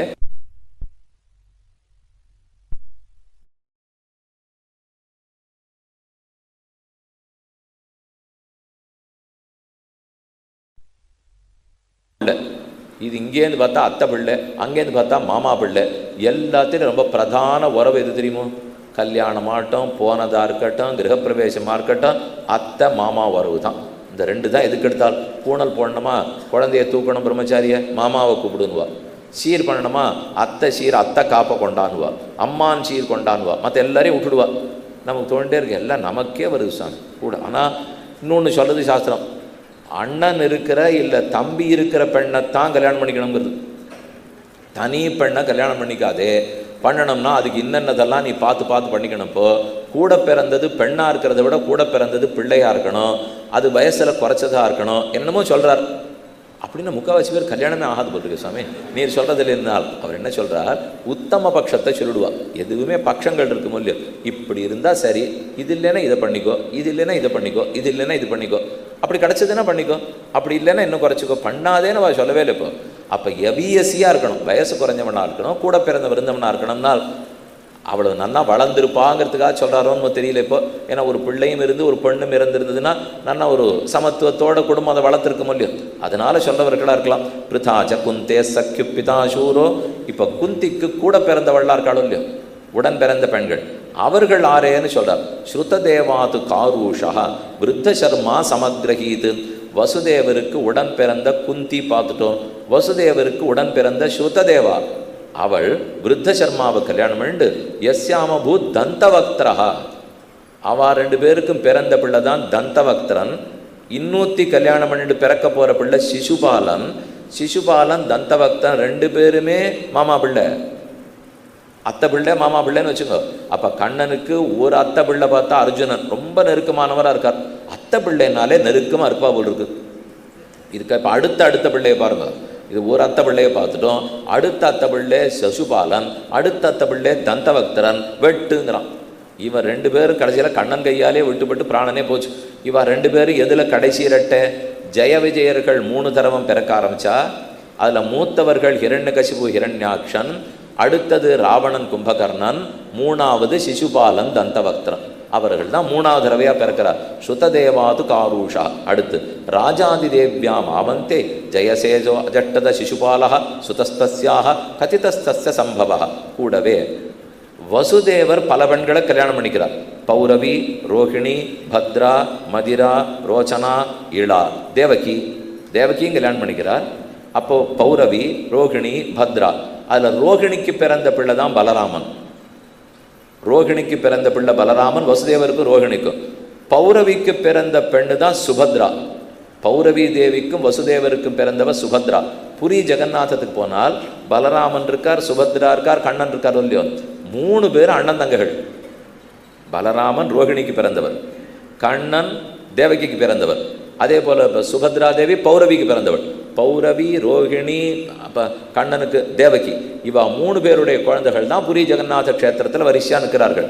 மேலும் பலம் கதம் சாரணஞ்ச துர்மதம் விபுலம் துருவம் சுபத்ரோ பத்ரவாஹச்ச துர்மதோ பத்ரயேவச்ச பௌரவ்யாஸ்தனையாஹ்யேதே பூதாத்யா துவாதசாபவன். இப்போ கண்ணன் எப்படி பிறக்கிறார்? அவர் கூட 6 பிறந்தார்கள். கண்ணனுக்கு முன்னாடி 7 பேர் பிறந்தார். வசுதேவஸ்து தேவக்கியாம் அஷ்டபுத்திரான் அதீஜனத் கீர்த்திமந்தம் சுஷேணஞ்ச பத்ரசேன முதாரதீஹி ருஜும் சம்மர்தனம் பத்ரம் சங்கர்ஷ மகீஸ்வரம் அஷ்டமஸ்து தயோராசீத் ஸ்வயமேவ ஹரிக்கில.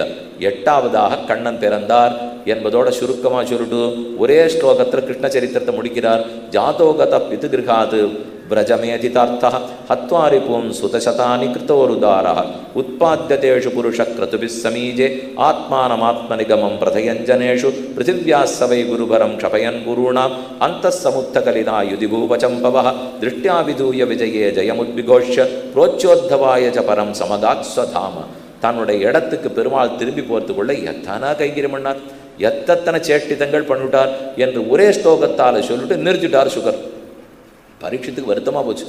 யார் யார் கதையோ அத்தியாயமாக சொல்லிட்டு எதனால் நான் இன்னைக்கு உயிரோடு இருக்கேனோ அதை போய் சுருக்கிட்டீங்களே, உனக்கு என்ன தொடர்புன்னு கேட்குறார். தொடர்பா?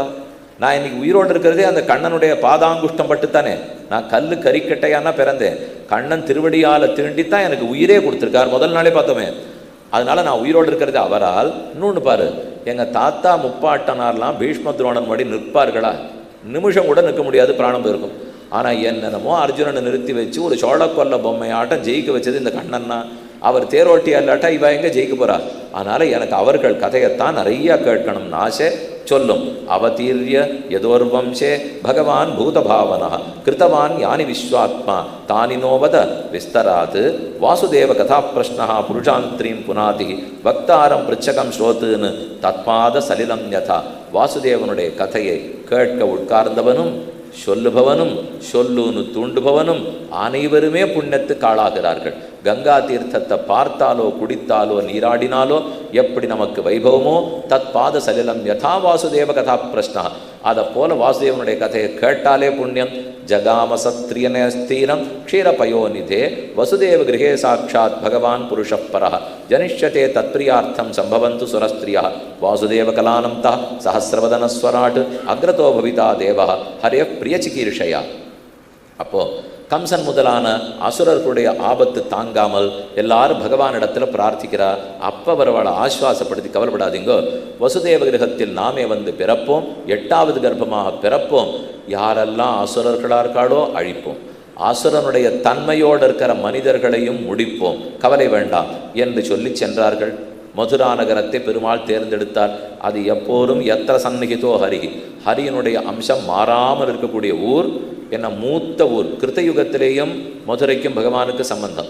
அங்கே அடுத்து திரேதாயுகத்திலேயும் பகவானுக்கு மதுரைக்கு சம்பந்தம். கிருத்தயுகத்தில் வராக பெருமான் அவதரித்து ஹிரண்யாட்சனை முடித்து ஓய்வெடுத்ததே விஸ்ராம் காட். இப்போ நீங்கள் மதுரையில் போனேன்னு வச்சுக்கோ, பெரிய யமுனை ஓடும், அதில் விஸ்ராம் காட்டுன்னு ஒரு இடம் இருக்குது. அங்கே தான் வராக பெருமாள் ஓய்வெடுத்த இடம்.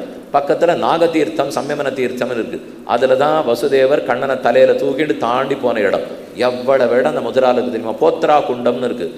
இவா 2 பேரும் காராகிரகத்தில் சிறைச்சாலை இருக்கிறச்சு அங்கே தான் வந்து துணிச்சு வச்சுப்பா, குளிச்சுப்பா.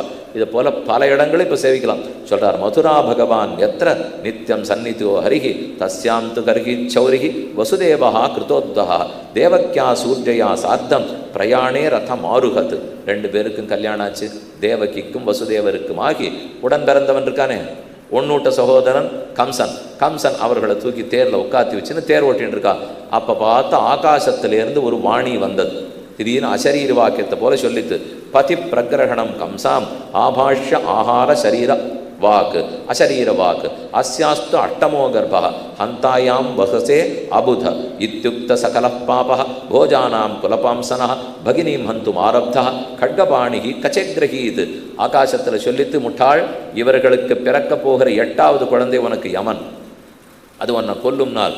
அது எப்படி குழந்தை பிறந்துடுறது பார்ப்போம், இவர்களை விட்டு வைத்தால் தானே குழந்தை பிறக்கும். கத்திய உருவினால் 2 பேரையும் வெட்ட போக வசுதேவர் கை கூப்பிட்டு சொல்றார், இவருடைய குழந்தை தானே உள்ள கொண்ட போறது, இவ இல்லையே, எதுக்கு நீ பாபத்தை தேடிக்கிற? கல்யாணம் ஆனன்னைக்கு பெண்ணை கொல்லுகிறாய், பெண்ணை கொல்லுகிறாய், கல்யாணம் ஆனன்னைக்கு கொல்ற, உடம்பிறந்தவளை கொல்ற, சேர்த்து வச்ச பாபம் போறாதா? இதுக்கு மேலே இன்னுமா தேட போறேன்னா, சரி சரி அப்போ வழி சொல்லும், ஒவ்வொரு குழந்தையும் உங்கள்கிட்ட கொண்டு வந்து ஒப்படை சொல்கிறேன், இவளை விட்டுடும் அப்படின்னு வசுதேவர் கேட்க, இருவரையும் சேர்த்து சிறைச்சாலையில் அடைத்தார். மக்கள் அறுவரை கல்லிடமோத என்று அத்யவா அப்தசதாந்தேவா மிருத்யுர்வை பிராணினாம் திருவா தேகே பஞ்சத்வம் ஆபன்னே தேகி கர்மானுகோ வசா வஜ்ரன் திஷ்டன் பதைக்கேன யதைவேக்கேன கச்சதி. சரி, நல்ல வேளை கம்சன் ஒத்துண்டு 2 பேரையும் சிறையில் அடைச்சுட்டான். மெதுவாக ஒவ்வொரு குழந்தையா பிறக்க ஆரம்பிக்கிறார்கள். முதல் குழந்தை பிறந்தது, அழகா எடுத்துன்னு போய் வசுதேவர் கம்சனிடத்தில் ஒப்படைச்சார். கொல்ல போகிற சமயம் கை கூப்பிட்டு கேட்குறார், இந்த குழந்தை உன்னை கொல்ல போகிறது இல்லையே, 8வது கர்ப்பம் தானே கொல்ல போகிறது, இதை ஏன் கொண்டு சிசுஹத்திக்கு ஆளாகிறாய்? சரின்னு திருப்பி கொடுத்துட்டார். கொடுத்தவர் வாங்கிட்டு வரார். நாரதர் வந்து கம்சனை பார்த்துட்டு, ஏமாந்துட்டியா, தேவர்கள் என்னென்னா திட்டம் போட்டிருக்கா பாரு, அடுத்தடுத்த வருஷம் குழந்தை பிறக்க போகிறது, உயரத்தில் கூட வித்தியாசம் தெரிய போகிறது இல்லையே, எந்த குழந்தை எதுன்னு சொன்னால் நீ ஏமாற போகிற. இப்போ கடைசியில் 8ஆம் குழந்தைய வச்சுன்னு 4ஆம் குழந்தைய உங்கள்கிட்ட கொடுக்க போகிறா போச்சு அப்படின்னார். ஓஹோ, நம்ம ஏமாந்துட்டோம் பொருக்கு, கொண்டா குழந்தையன்னு கொண்டுட்டான். இப்படி தான் ஒவ்வொன்றா போச்சு. மக்கள் அறுவரை கல்லிடை மோத, முதல்லேருந்து 6வது குழந்தை வரை ஓங்கி ஓங்கி அடித்து கல்லிலே சிதறி அத்தனையும் பிராணப்படுத்து. 7வது கர்ப்பம் தரித்தாள் தேவகி. பிரலம்ப பக சாணூர திருணாவர்த்த மகாசனைகி முஷ்டிக அரி அரிஷ்ட விவித பூதனா கேசி தேனுகைகி அத்தனை உலகத்தில் இருக்கிற மொத்த அசுர செல்வங்களையும் அழைத்தான். மொத்த பேரையும் கூட்டி 8ஆம் குழந்தை கிட்டக்க வந்துடுத்து. 7ஆம் குழந்தையை கர்ப்பம் தரித்திருக்கிறாள். நாம் ஜாகிரதையாக இருக்கணும், பிறக்க போகிற புள்ள அசுர குலத்தையே நாசம் பண்ண போகிறான் இப்படின்னு கம்சன் தயாராகிவிட்டான். அதே சமயத்தில் பகவான் வைகுந்தத்தில் தன்னுடைய யோக மாயாங்கிற சக்தி, அந்த சக்தியை பார்த்து ஆணையிடுகிறார். சப்தமோ வைஷ்ணவம் தாம யமனந்தம் பிரச்சக்ஷதே பகவானபி விஸ்வாத்மா விதித்வா கம்சஜம் பயம் யதூனாம் நிஜநாதானாம் யோகமாயாம் சமாதிசத் தேவக்கியா ஜடரே கர்ப்பம் சேஷாக்கியம் தாம மாமகம் தத் சன்னிகிருஷ்ட ரோகிணியா உதரே சன்னிவேசய அதாஹமம்சபாகேன தேவக்கியா புத்திரதாம் சுபே. குழந்தை பிறக்க போகிறது. இப்போ 7வது கர்ப்பம் தரித்திருக்கிறாள் தேவகி. யோகமாயா, நீ 2 காரியம் செய்ய வேண்டும். ஒன்று, தேவகி கர்ப்பத்திலேருந்து அதை வெளியில் இழுத்து யமுனையை தாண்டி அப்பால் எடுத்து போய் ரோகிணி கர்ப்பத்துக்குள்ளே புகுத்திடும். இங்கே 7வது கர்ப்பம் சிதைவு ஏற்பட்டதுன்னு அறிவிச்சிருவோம், கர்ப்பச்சிதைவு ஏற்பட்டது அப்படின்னு சொல்லி முடிச்சிருவோம். அங்கே ரோகிணிக்கு அந்த குழந்தை போய் பிறந்துடும். அந்த குழந்தைக்கு சங்கர்ஷணங்கிற பேர் இருக்கும், பலராமன்கிற பேர் இருக்கும். கர்ஷணன்னு இழுக்கிறது, சங்கர்ஷணன் நன்கு இழுத்து கொண்டு போய் மாற்றினாலோ இல்லையோ, அதனால் சங்கர்ஷணம். அதீத பலசாலியாக இருக்க போகிறாரோ இல்லையோ, அதனால பலராமன். அப்போ இங்கே ஒரு இடத்துல கர்ப்பத்தில் இருந்து மாற்றப்பட்டவர். நாத்தங்கால் மாற்று நடுவோம் பார்த்துருக்கோம் இல்லையோ, இங்கே ஒரு இடத்துல நடுவா நாற்றங்காலை மாற்றி நடுறோம் இல்லையோ, அதை போல் பலராமனே மாற்றி நடப்பட்டவர். இது 7வது குழந்தையாக இருக்கட்டும். அடுத்தது 8வது குழந்தை உருவாகும். அப்போது நீ கோகுலத்துக்கு போய் நந்தகோபனுடைய பத்னியாக இருக்கிற யசோதா, அந்த யசோதா இடத்துல பெண் குழந்தையாக பிறந்துடும். நீயே தான் யோகமாயா, நீ அவளுக்கு பெண் குழந்தையாக பெற. நான் ஆண் குழந்தையா கண்ணனா இக்கரையில் பிறப்பேன். என் தகப்பனார் வசுதேவர் தலையில் தூக்கிட்டு வருவார். அப்போ பிரசவமாகி பெண் குழந்தை பக்கத்தில் அழுதுன்னு இருக்கும். பிரசவ வலியினாலே மயக்கமாக இருப்போம் யசோதை. யாருக்கும் தெரியாமல் இந்த பிள்ளை குழந்தைய யசோதை பக்கத்தில் விட்டுடணும். அந்த பெண் குழந்தைய வசுதேவர் எடுத்துப்பார். இதுதான் 8வது கர்ப்பம்னு கம்சனிடத்தில் ஒப்படைச்சிடுவார். அப்புறம் யோகமாயா என்ன பண்ணணும்னு கேட்குறான். அப்போ ஒன்றை கொல்றதுக்கு அவன் வருவான். அவன் முதல்ல தகைச்சு போடுவான். எப்படி என்னை கொல்ல போகிறது, பெண் குழந்தையா இருக்குப்போ என்று நினைப்பான்.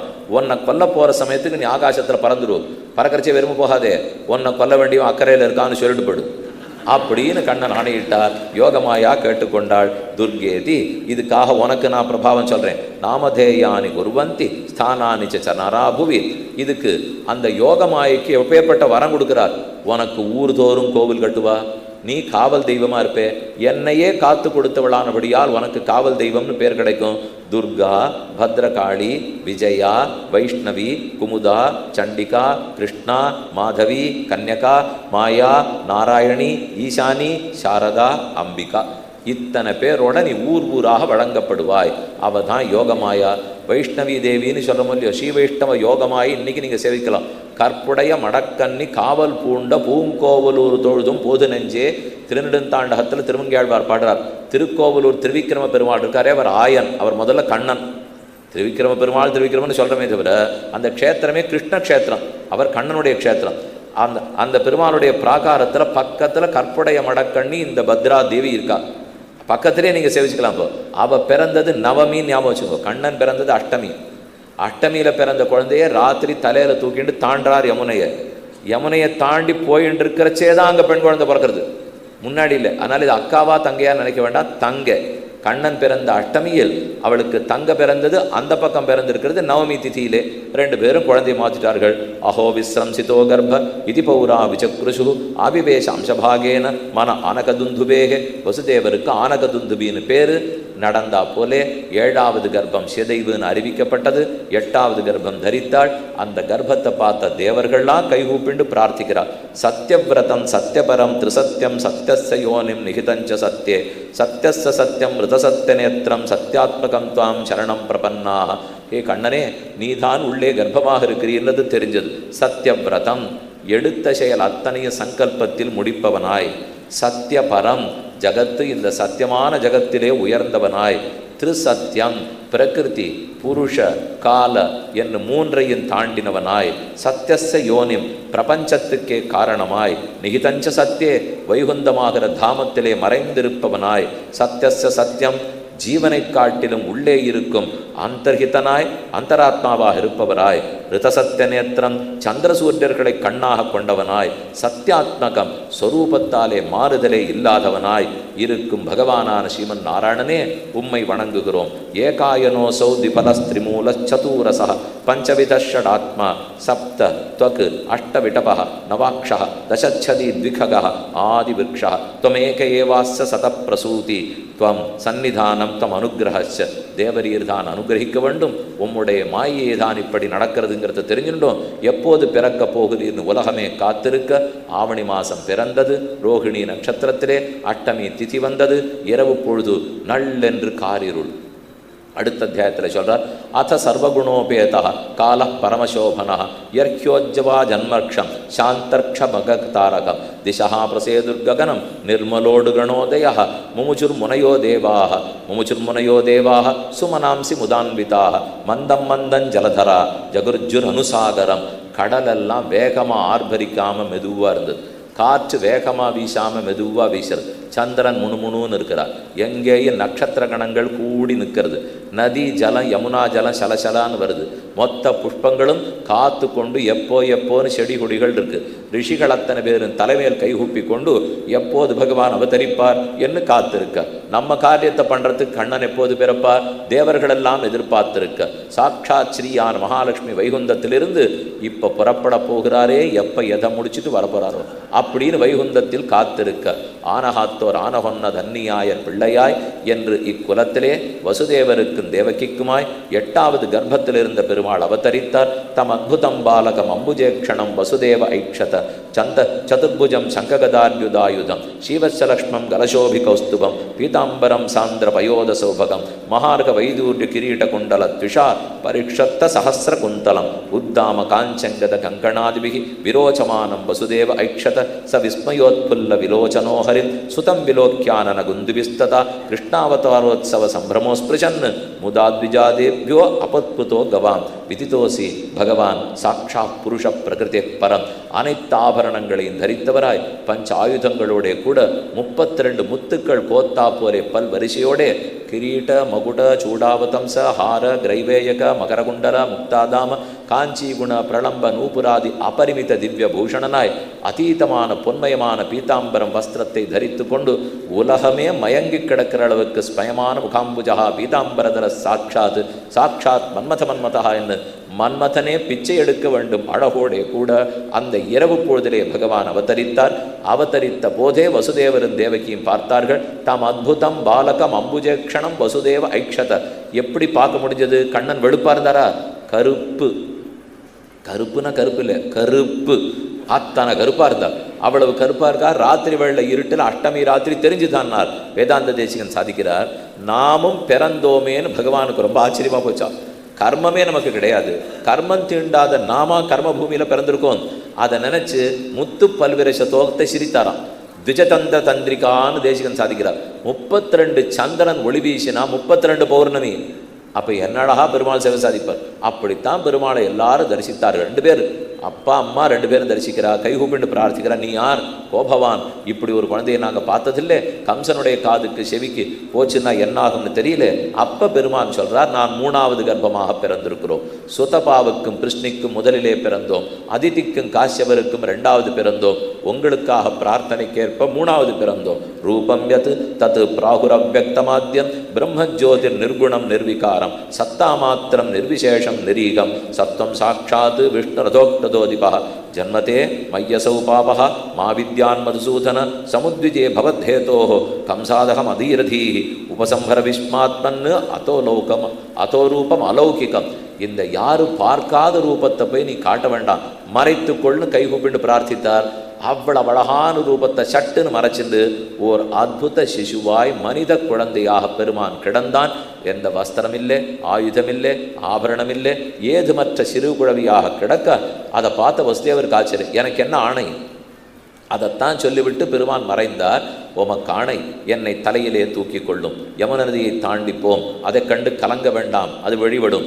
அங்கே போய் சின்ன பெண் குழந்தை இருக்கும், அவளை எடுத்துக்கும், என்ன அந்த இடத்துல விட்டுடும், அதை கொண்டு வந்து கம்சனிடத்துல கொடுத்துடும்னு சொன்னார். சொன்னபடியே வசுதேவர் கேட்கிறார். துவாரஸ்து சர்வா பிகிதா துரத்தையா பிருகத் கபாட்டாய சகீல ஸ்ருங்கலைஹி தாக கிருஷ்ணவாகே வசுதேவ ஆகதே ஸ்வயம் விவர்த்தந்த யதா தமோரவேஹே.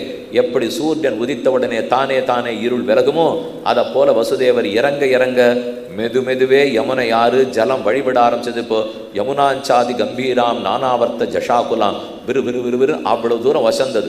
தோள்பட்ட அளவுக்கு யமுனை ஓடுகிறது.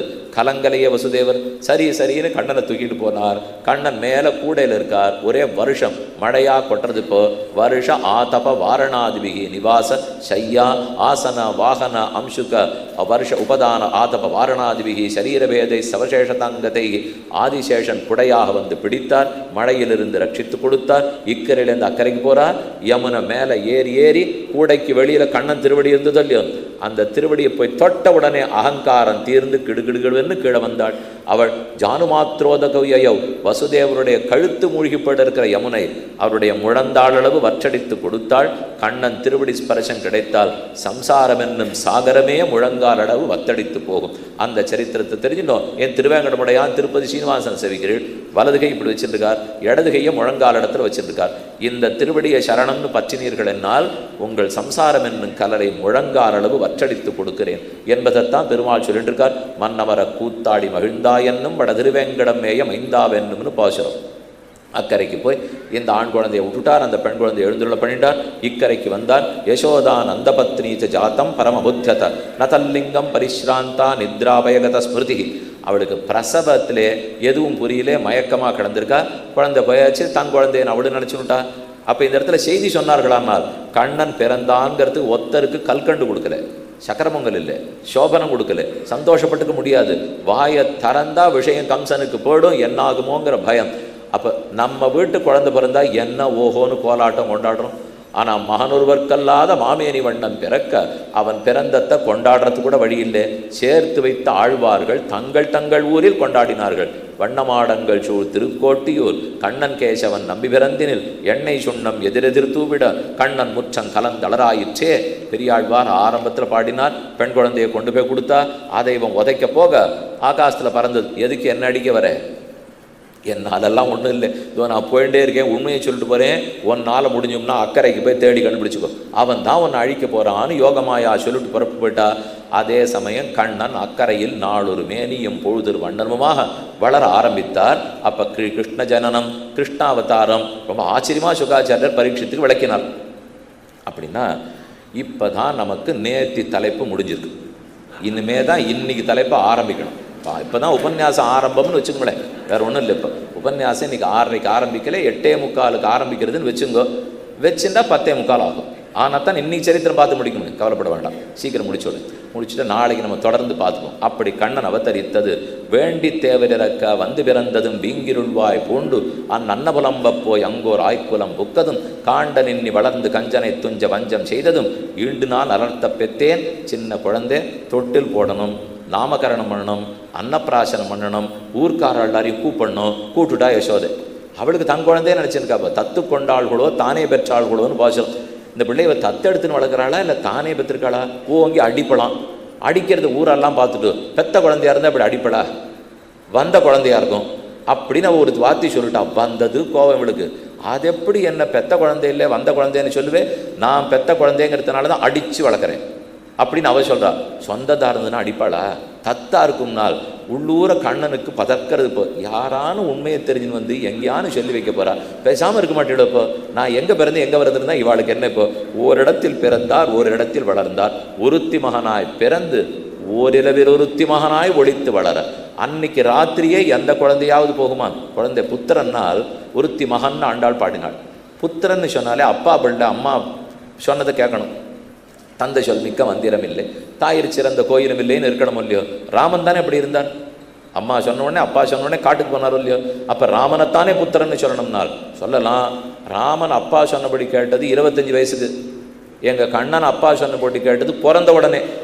அப்பவே அவர் கண்ணனான்னா தெய்வ குழந்தையானா கிடந்தார்.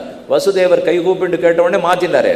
அப்போ பிறந்த குழந்தை அப்பா பேச்சை கேட்டால் புத்திரன்னு சொல்லிவிடா, இல்லை 25 வயசு கேட்டால் சொல்லிவிடா? நம்ம ரெண்டுமே கேட்கல, அது வேற. அவராது தேவையில்லை. அவர் பிறக்கச்சே கேட்டார், இவர் 25 கேட்டார், நம்ம இன்னும் 75 ஆகலும் கேட்கலன்னு வச்சுப்போம். அது ஒரு புறம். அதனாலே ஒருத்தி மகனாய் பிறந்து ஓரிரவில் ஒருத்தி மகனாய் ஒழித்து வளர தரிக்கிலானாகி. அடுத்தது முதல்ல கம்சன் எல்லாரையும் கூப்பிட்டான். இனிமே அந்த பக்கத்தில் அவனை வளர விடக்கூடாதுன்னுட்டு பூத்தனான்னு ஒரு பேச்சு. அவளுக்கு அவளுடைய மார்பிலே அவளுடைய பாலிலே விஷத்தை ஊட்டி அந்த விஷப்பாலை கொடுத்து கண்ணனை கொன்னுடுன்னு கொடுத்து அனுப்பிச்சா. வந்தாள், பாலை குடிக்க பார்த்தாள். பாலை ரொம்ப ஆசையோட கண்ணன் பிடிச்சு எடுத்தார். ஒன்று பாலோட சேர்ந்து பிராணனும் வந்துடுச்சு. பாலை குடித்தா குழந்தைக்கு பசி ஜாஸ்தியாக இருந்தால் வேகமாக இழுக்காதா? அது போல் இவர் கொஞ்சம் பெரிய குழந்தையோ இல்லையோ, பெரிய கண்ணனே வந்து பிறந்திருக்கார். அதனால் அது வேகமாக இழுத்தது. இழுத்த வேகத்தில் பாலோட பிராணனும் போச்சு. இப்போ திரிகவ்யூதி 12 மைல் தூரத்துக்கு சரீரம் கடந்து தான் வந்து பார்த்த யசோதைக்கு ஒரே பயம். இது ஏது நம்ம பிள்ளை யாரோ பேய் கொல்ல வந்திருக்கே போல் இருக்கேன்னால். அவள் உடம்பு மேலே ரொம்ப நாளாக இவர் விளையாடிட்டு இருக்கார். அதை பார்த்துட்டு இவள் பயந்து போய் கொழுமூர் காட்சி கொடுத்தா. கோபுச்ச பிரமணம் பண்ணுறா. ஒரு பசுமாட்டை கொண்டு வந்து கண்ணுக்குட்டியை நிறுத்தி வச்சு வாழை சுத்தணுமா. சுற்றினா குழந்தை பயந்து இருந்ததெல்லாம் போயிடும். அதை போல் கொழுமூர் காட்சி கொடுத்தா போயிடும். இவன் ஊரில் இருக்கிற தெய்வங்கள்லாம் கூப்பிட்றா. உன்னை வடக்கே குபேரன் ரட்சிக்கட்டும், கிழக்கே இந்திரன் ரட்சிக்கட்டும், தெற்கே யமன் ரட்சிக்கட்டும், மேற்கே வருணன் ரட்சிக்கட்டும். பெருமாள் கீழே படுத்துன்னு சொல்கிறார். இவா இத்தனை பேருக்கு வர்ற ஆபத்தை நான் ரட்சிச்சுட்டு இருக்கேன். இவன் வந்து இப்போ நம்ம ரட்சிக்க போகிறானாக்கோ. பீஷாஸ்மாத் வாதப்பவதே பீஷோதேதி சூர்யா பீஷாஸ்மாத் அக்னிச்சேந்திரஸ்ய அவ்யாது அஜா அங்கிரிமணிஸ்தவா ஜானு ஜானு அதோரு யஜ்ஞோச்சுத கடிதடம் ஜடரம் ஹயாஸ்யா ஹிருத் கேசவத்துதர ஈஷ ஈனஸ்து இனஸ்து கண்டம் விஷ்ணுபுஜம் புறமுருக்கிரம ஈஸ்வர கம் என்ன. அவள் தனக்குன்னு இருக்கிற விருப்பத்தோடு கண்ணனை இப்படி ரட்சிக்கட்டும்ங்கிற. இது ஒரு நாள் நடந்த கதையா? அடுத்த நாள் இவள் அப்படி பால் கொடுத்துட்டு அடுத்து இருக்கிற பசுமாடு கன்றுகளை பார்க்க போகிறா. பக்கத்தில் ஒரு பெரிய வண்டி சக்கரம். அந்த சக்கரம் விளையாடுறதுக்காக காப்பா இருக்கட்டும்னு குழந்தைக்கு வச்சுட்டு அந்த பக்கம் போனான். அதில் ஒரு அசுரன். கம்சன் ஒவ்வொரு அசுரையாக அனுப்பிச்சு வைக்கிறான், ஒவ்வொருத்தனையாக கண்ணன் கொள்றார். ஆனால் சண்டையே போட மாட்டான். ராமன் ரொம்ப நேர்மையாக ரொம்ப நாள் சண்டை போண்டே தான் இருப்பார். ஆனால் கண்ணன் ஒத்தர இடத்துல ஒரு வம்புக்கு போக மாட்டார். இவர் என்னமோ பண்ணிட்டு இருக்கிறச்சு அவளுக்கு உயிர் போடும். இவர் எதுவும் செய்ய மாட்டார். அவள் பால் கொடுக்கச்சு இவளை யார் பால் கொடுக்க சொன்னார்? அவள் கொடுத்தார், இழுத்தார், பிராணப்படுத்து சண்டையாக போட்டார் அவள்கிட்ட. இப்போ அதே போல் அடுத்தது சகடாசுரன். ஆசுரன் சகடத்தின் பேரில் ஆவேசிக்க நாள்களோர் 4-5 தின்கள் அளவிலே காலை நிறுத்து சகடத்தை சாடிப்போய் கள்ளச்சகடம் கலக்கழிய காலோச்சின்னு பாசம். வடகடகடான்னு சத்தத்தோடு அந்த வண்டி சக்கரம் ஓடி வருது. கண்ணனை மோதி அழிச்சுடலான்னு வர்றச்சே இவருக்கு பால் வரத்து நின்று போச்சு, ஒரே பசி. அதனால் காலை விடுன்னு உதைச்சார். அவர் காலை உதைச்சுட்டு இருக்கிற இடத்துல இந்த அசுரன் தப்பாக தலையை கொடுத்துட்டான். இவங்கிட்ட சண்டைக்கு வரல. அவர் பாட்டு குழந்தை சவுத்துக்கு பக்கத்தில் விட்டு பாருங்க, ஓங்கி காலை சவுத்துல உதச்சுட்டே இருக்கும். அதை போல இந்த குழந்தை ஒதிச்சுருக்கிறச்சு இவன் குறுக்க வந்தானோ இல்லையோ, விட்டார் ஒரு வதை. பார்த்து ஆழ்வார் உடனே தெரிஞ்சு விட்டார், ஓ எங்களுக்கெல்லாம் ரக்ஷகம் உன் திருவடி நினைச்சிருந்தேன், உனக்கு ஆபத்து வந்தாலும் ரக்ஷகம் உன் திருவடி தான் இப்போதான் தெரிஞ்சுட்டேன். எங்களுக்கெல்லாம் உன் திருவடி ரட்சகமாக இருக்குது, உனக்கே ஒரு ஆபத்துன்னா கூட அதுதான் காப்பாற்றும் போல் இருக்கு. நாள்களோர் 4-5 திங்கள் அளவிலே தாளை நிமிர்த்து சகடத்தை சாடிப்போய் பெய்யும் பூங்குடல் ஆழ்வார் பாசுரத்தில் சாதிக்கிறார்.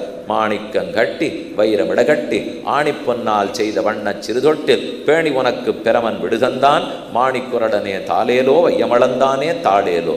அப்படி கண்ணன் சகடாசுரனை முடித்தான், தொட்டில் கொண்டு போட்டினா. யார் இந்த தொட்டில் கொடுத்து அனுப்பிச்சிருக்கா தெரியுமோ? பிரம்மா அனுப்பிச்சிருக்கார். மாணிக்கங்கட்டி வைரமிடகட்டி ஆணி பொன்னால் செய்த வண்ண சிறுதொட்டில் பேணி உனக்கு பெறமன் விடுதந்தான். பிரம்மா அனுப்பிச்சிருக்கார். மாணிக்கம் எல்லாம் பதிச்சிருக்கு, வைடூரியம் வச்சிருக்கு, தங்கத்தில் பண்ணது, பட்டு மெத்த போட்டிருக்கு. கண்ணாதில் படுத்துக்கோனால் மாட்டேங்கிறார். கிடக்கில் தொட்டில் கிழிய உதைத்திடும். பெரியாழ்வார் பாடுறார், தொட்டில் படுக்க வச்சாலே ஓங்கி உதைச்சு பக்கத்தில் இருக்கிற சில்லெல்லாம் சில்லு சில்லாக பேத்து வரும். கிடக்கில் தொட்டில் கிழிய உரைத்திடும், எடுத்து கொள்ளில் மருங்க விரித்திடும். சரி, இடுப்பில் வச்சுக்கலாம்னா நெத்தின்னு கீழே இறங்கிடு வரான். ஒடுக்கி பொல்கில் உதரத்தே பாய்ந்திடும். ஆண்கள் வச்சுக்கிற மாதிரி நெஞ்சோடு அணைச்சிக்கலாம்னா ஓங்கி இடுப்பில் ஒரு உதவிட்டுன்னு இறங்கிடு வரான். இந்த பிள்ளையோட என்னால் சமாளிக்க முடியல தோழி, மெடிக்கலாமையால் நான் மெலிந்தேன் நங்காய். இந்த பிள்ளை ஆகவே ரொம்ப பெரிய குழந்தையா வேற இருக்குது, நான் வேற இருக்கிற வெண்ணெய் பால் தயிர் எல்லாத்தையும் கொடுத்து வளர்த்துட்டேன், நான் கொடுத்தது போறாதுன்னு புறத்தையார் வீட்டுத்தையும் சேர்த்து சாப்பிட்றது. அதனால் இது ஒன்றும் ஆதிசேஷனால் தாங்கப்பட்ட பெரிய பெருமானாட்டம் இருக்கிறார். கண்ணன் வளர்ந்தார். கர்காச்சாரியரை கூட்டு பேரிடுவதற்கு அழைத்தாள். தொட்டில்ல கண்ணன் இருக்கார். பார்த்தவர் பேர் வைக்கணும் இல்லையோ? ஓ கிருத்தயுகத்தில் வெளுப்பா இருப்பார், திரேதாயுகத்தில் சகப்பா இருப்பார், துவாபர யுகத்தில் மாந்தளிர் பச்சையா இருப்பார், கலியுகத்தில் கருப்பா இருப்பார், அந்த துவாபர யுகத்தின் கடைசியில் கருணீல வர்ணமா இருப்பார். அப்படித்தான் பிறந்திருக்கிறார். சுக்லஹா ரக்தஹா ததாபீத இதானியும் கிருஷ்ணதாங்கதா பிராகயம் வசுதேவஸ்ய கொச்சித்தாத்தஸ்தவாத்மதா. இந்த கண்ணனுக்கு பேர் வைக்கணும். கிருஷ்ணஹான்னு பேர் வைப்போம். கிருஷ்ணஹானா கருப்பன் அர்த்தம். இப்படிதான் பேர். கிருஷ்ணான கருப்பு. கிருஷ்ணா கிருஷித் பூவாச்சக சப்தா நச்ச நிர்வൃத்திவாச்சகா. கிருஷின்னு பூமியை குறிக்கும், நகான ஆனந்தத்தை கொடுக்கிறவர், பூமிக்கு ஆனந்தத்தை கொடுப்பவன் கிருஷ்ணன் அப்படின்னு கர்காச்சாரியர் பேர் வச்சார். தொட்டில்ல பெருமாள் ஆடின்னு இருக்கார். அப்போ நடந்த அழகான சரித்திரம். இந்த பிள்ளைக்கு தொட்டில்ல படிச்சுக்கிறதுங்கிறது பிடிக்காது. மெதுவாக கால் முளைக்கும் இல்லையும், குழந்தைகளுக்கு கால் முளைக்கும், அப்புறம் நிற்காது, தவழறதுக்கு ஆரம்பிக்கும். தவழும் போது ஆகாசத்திலே நட்சத்திர கூட்டம்லாம் போகிறது. சந்திரன் அங்கேயும் இங்கேயும் போகிறார். அவளை கூப்பிட்டு யசோதை சொல்கிற, போகாதீங்க, என் கண்ணன் எவ்வளோ அழகா தவழகிறான் பாருங்க. இப்போ தன்முகத்து சுட்டி தூங்க தூங்க தவழ்ந்து போய் என் முகன் கோவிந்தன் புழுதி அழைகின்றான், நின்முகம் கண்டுளவாகில் நீ இங்கே நோக்கிப்போ. என்னுடைய மகன் கோவிந்தன் என்ன அழகா தவழ்ந்து போறார் பத்தியோ. ஏ சந்திரனே, ஏன் போயிட்டே இருக்கேன், நில்லு. உன் முகத்தில் கண்ணுன்னு ஒன்று இருந்ததுன்னா பிருந்தாவனத்திலேருந்து போகாதே. இந்த கண்ணன் எப்படி இருவான்னு பாருனால். சந்திரன் சொல்றது, ஏன்னா ஒன்றுமில்லாத ஒரு வீட்டு குழந்தை அது நகர்ந்துட்டு இருக்குன்னு என்னன்னுக்க சொல்றியா? நான் தேவதேனது. என் குழந்தைய பாலகன் என்று பரிபவம் செய்யேல். இவன் பாலகன் சின்ன பிள்ளைன்னு இந்த மாதிரி ஏதான்னு சொன்னேன். பாலகன்னு பரிபவம் செய்தானால் சிறுமையின் வார்த்தை தன்னை மாவலடிய சென்றுக்கள். சின்ன குழந்தை என்ன பாடுபடுத்துன்னு கொஞ்சம் மகாபலியின் இடத்துல போய் விசாரிச்சின்னு வா. ஒரு மல்லியோ அவர் பட்ட பாடுப்போ. அதை போல இங்கேயே தானே சின்னதுன்னு சொன்னேன், அவ்வளோதான், ஓம்பாடும் ஆபத்தா போடும். அதனால சந்திரனே போகாதேன்னா அவர் நிற்கிறார். குழந்தைக்கு சோறு ஊட்டணும்னா சந்திரனை காட்ட வேண்டியிருக்கு. அம்மா ஒரு சோறு ஒரு உருண்டை சாப்பிட்டுட்டேன், சந்திரனை கொண்டாங்கிறது. சந்திரனானா நான் போகணுங்கிறார். பிள்ளை நினச்சிக்கிறார், தோருக்கு சந்திரன் ஒரு கண்ணு, தோருக்கு சூரியன் ஒரு கண்ணு. இந்த அம்மா எதுக்கு எங்கேயோ ஆகாசில் தேடுறான்னு தெரியல. இப்போ சக்ஷுஷி சந்திர சூரியோ, சந்திரனையும் சூரியனையும் தன் இருகண்களாக கொண்ட கண்கண் அப்படி மெதுவாக வளர்ந்து வருகிறார். கால் மலைச்சொடுத்து தொடர் சங்கிலிகை சலார் விலார் என்ன தூங்கு மும்முற படும் முதல் சோர வாரணம் பையனின் நூறுவது போல் ஒரு ஆனைக்குட்டி நடக்கிறாப்புன்னு நடப்புறான். கையில் சலங்கை போட்டு விட்டுருக்கா, இடுப்பில் சலங்கை அரை ஒட்டியானோ, காலில் சலங்கை. அதை தவளர்ச்சே இந்த ஒன்றுக்கு ஒன்று அருந்து போய் ரொம்ப சிக்கிக்கும். குழந்தை பருமனாக இருந்தால் நல்லா இருக்கும் இல்லையோ, அதை போல் அப்படி குண்டா நல்லா பருத்திருக்கார். ஒவ்வொன்று சலங்கை காலில் கல்லில் கட்டிண்டு நடக்கிறச்சே ஒரு யானை தன் கால் சங்கிலி இழுத்துட்டு தள்ளாடி நடந்து போனால் எப்படி இருக்கும், அதை போல் நடக்கிறார். வெள்ளையா பெரிய மலையாட்டம் பலராமன் முன்னாடி குடுகுடுன்னு ஓடு வரான். கருப்பு மலையை போல பின்னாடி கண்ணன் மெதுவாக நகரு வரான். முன்னல்லோர் வெள்ளி பருமலை குட்டன் முடுமுடு விரைந்தோட, முடுமுடுன்னு வெள்ளை மேருமலையாட்டம் பலராமன் போறார். பின்னை தொடர்ந்ததோர் கருமலை குட்டன் பெயர்ந்தடி இடுவது போல் பின்னாடி கருப்பு யானையாட்டம். ஒரு காலை தூக்கி வச்சுட்டா அடுத்த காலை எடுத்து வைக்க 5 நிமிஷம் ஆகுமா. யானை போகும் பார்த்துருக்கீங்களா? அது மேட்டில் ஏற சொன்னால் பார்த்து காலை வச்சுட்டு மெதுவாக அடுத்த காலை தூக்கி வைக்கும். அப்புறம் இந்த காலை தூக்கி வைக்கும். அதை போல கண்ணன் வச்சு நடந்து போறார்.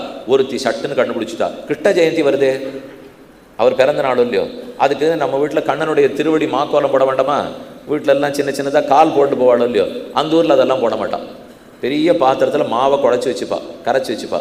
கண்ணா இங்கே வாங்குவா, காலை துவைக்க சொல்லுவா, துவைச்சிட்டு வீடு முழுக்க ஓட சொல்லுவா. ஓடிட்டு போட்டால் கோலம் போட்டாச்சு. இதுக்கு எதுக்கு இப்போ நம்ம குறிஞ்சி நிமிந்து பண்ணிட்டு இருக்கணும்? இப்போ அவரே தான் இருக்கிறார். அப்போ அவர் வேகமாக ஓடிட்டு போன இடத்தை பார்த்தால் ஒரு காலில் சக்கரம், ஒரு காலில் சங்கு, பெயர்த்தடி இடுவது போல் ரெண்டு பக்கமும் சங்க சக்கரத்தினுடைய கொடி தெரிகிறது. பராத்பரன் வந்து பிறந்திருக்கான் போல் இருக்குன்னு எல்லாருக்கும் ஆச்சரியம். இப்படி கண்ணன் வளர ஆரம்பித்த உடனே தன் வீட்டு வெண்ணையை மட்டுமில்லாமல் பக்கத்து வீட்டு வெண்ணையும் சேர்த்து சாப்பிடணும்னு ஆசை கொண்டார். ததஸ்து பகவான் கிருஷ்ணா பயசீர் பிரஜபாலகை சஹராமோ வஜஸ்திரீணாம் சிக்ரீடே ஜனயன் முதம் கிருஷ்ணஸ்ய கோப்யோ ருச்சிரம் வீக்ஷ கௌமார சாபலம் வத்சான் முஞ்சன் क्वचिदसमये क्रोश सञ्जातः सः स्तेयं स्याद्यत्तद्दधिपयः कल्पितैस्तेद योगैः मर्कान् भोक्ष्यन् விபஜதி சச்சேன்னாத்தி பாண்டம் பினத்தி. இவர் பண்ணியிருக்கிற பல சேட்டிதங்களை சொல்றார். பெரிய மண்பானையில் வச்சிருக்கிறத எடுத்து வெண்ணையை சாப்பிடுவார். ஓங்கி மண்ணு பானையை போட்டு உடைச்சிடுவார். அது தடால்னு வர்ற சத்தத்துக்கு ஏற்று ஹாஹான்னு சிரிப்பார். யாரானும் பசுமாடு கன்றுக்குட்டியை பால் கறந்துருந்தாள்னால் பின்னாடி கட்டு இருக்கிற கயரை கயட்டி விட்டுடுவார். கண்ணுக்குட்டியினுடைய வாலில் சின்ன பட்டாசை கட்டி விட்டு ஓடி விட்டுடுவார். இப்படி எத்தத்தையோ பண்ணிட்டு இல்லை இந்த கண்ணனை இனிமே எங்களால் சமாளிக்க முடியல, வேண்டாம் அப்படின்னு சொல்ல போனால் 2 நாள் அந்த வீட்டு பக்கமே போக மாட்டார். போலேன்னா அந்த பெண்ணு வந்துடுவோம். ஏது யசோதே, உன் பிள்ளை என்னமோ 2 நாளாக என் வீட்டு பக்கமே காணும். அவர் சொல்லுவார், அவள் தானே வேண்டான்னு சொன்னா, ஏன் இப்போ வந்து கேட்குறான்னு சொல்லு, சொல்லு, நான் இனிமேல் அந்த வீட்டுக்கு வரமாட்டேன்னா.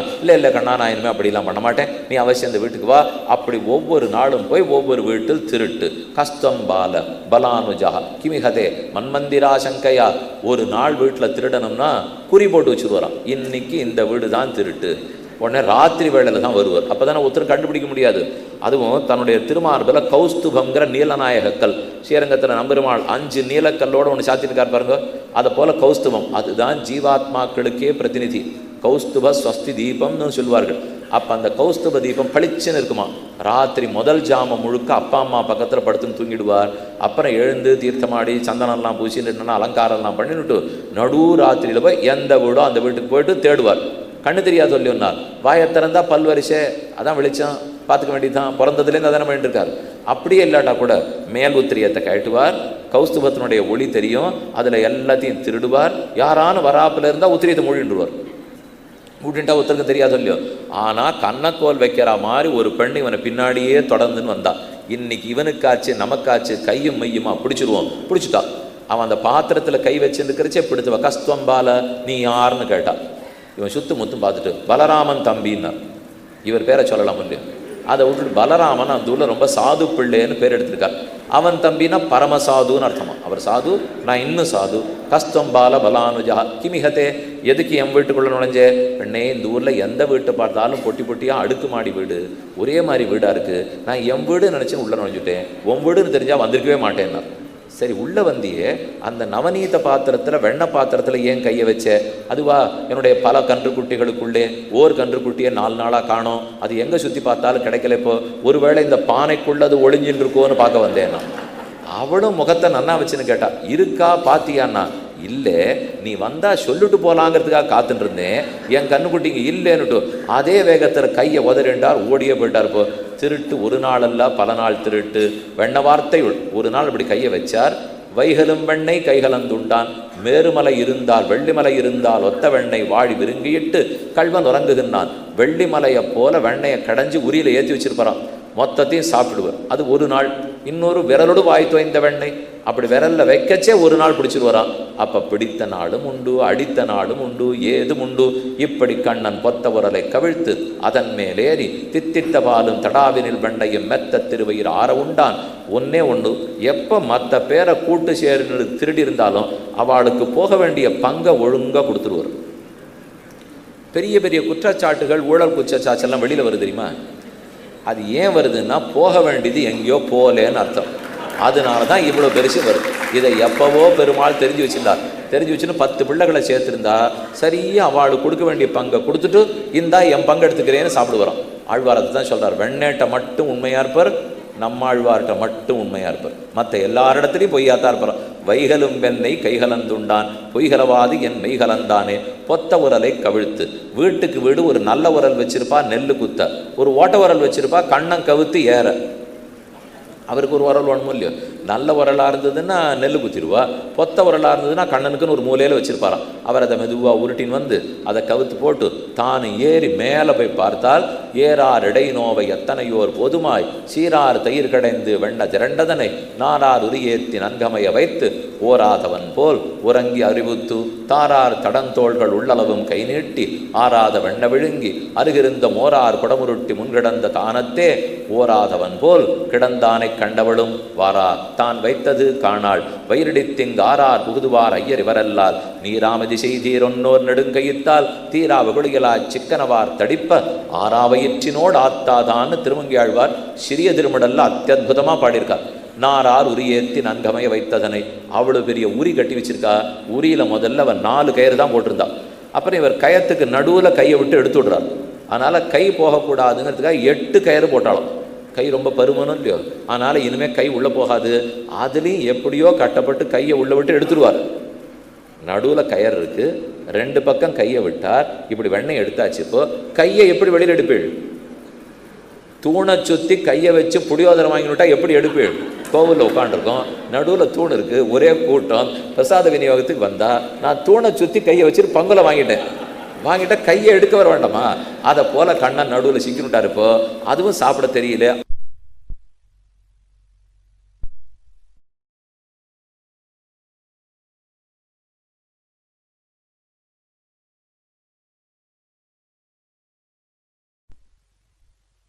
அவ கிளம்பி வெளியில் போயிட்டான்.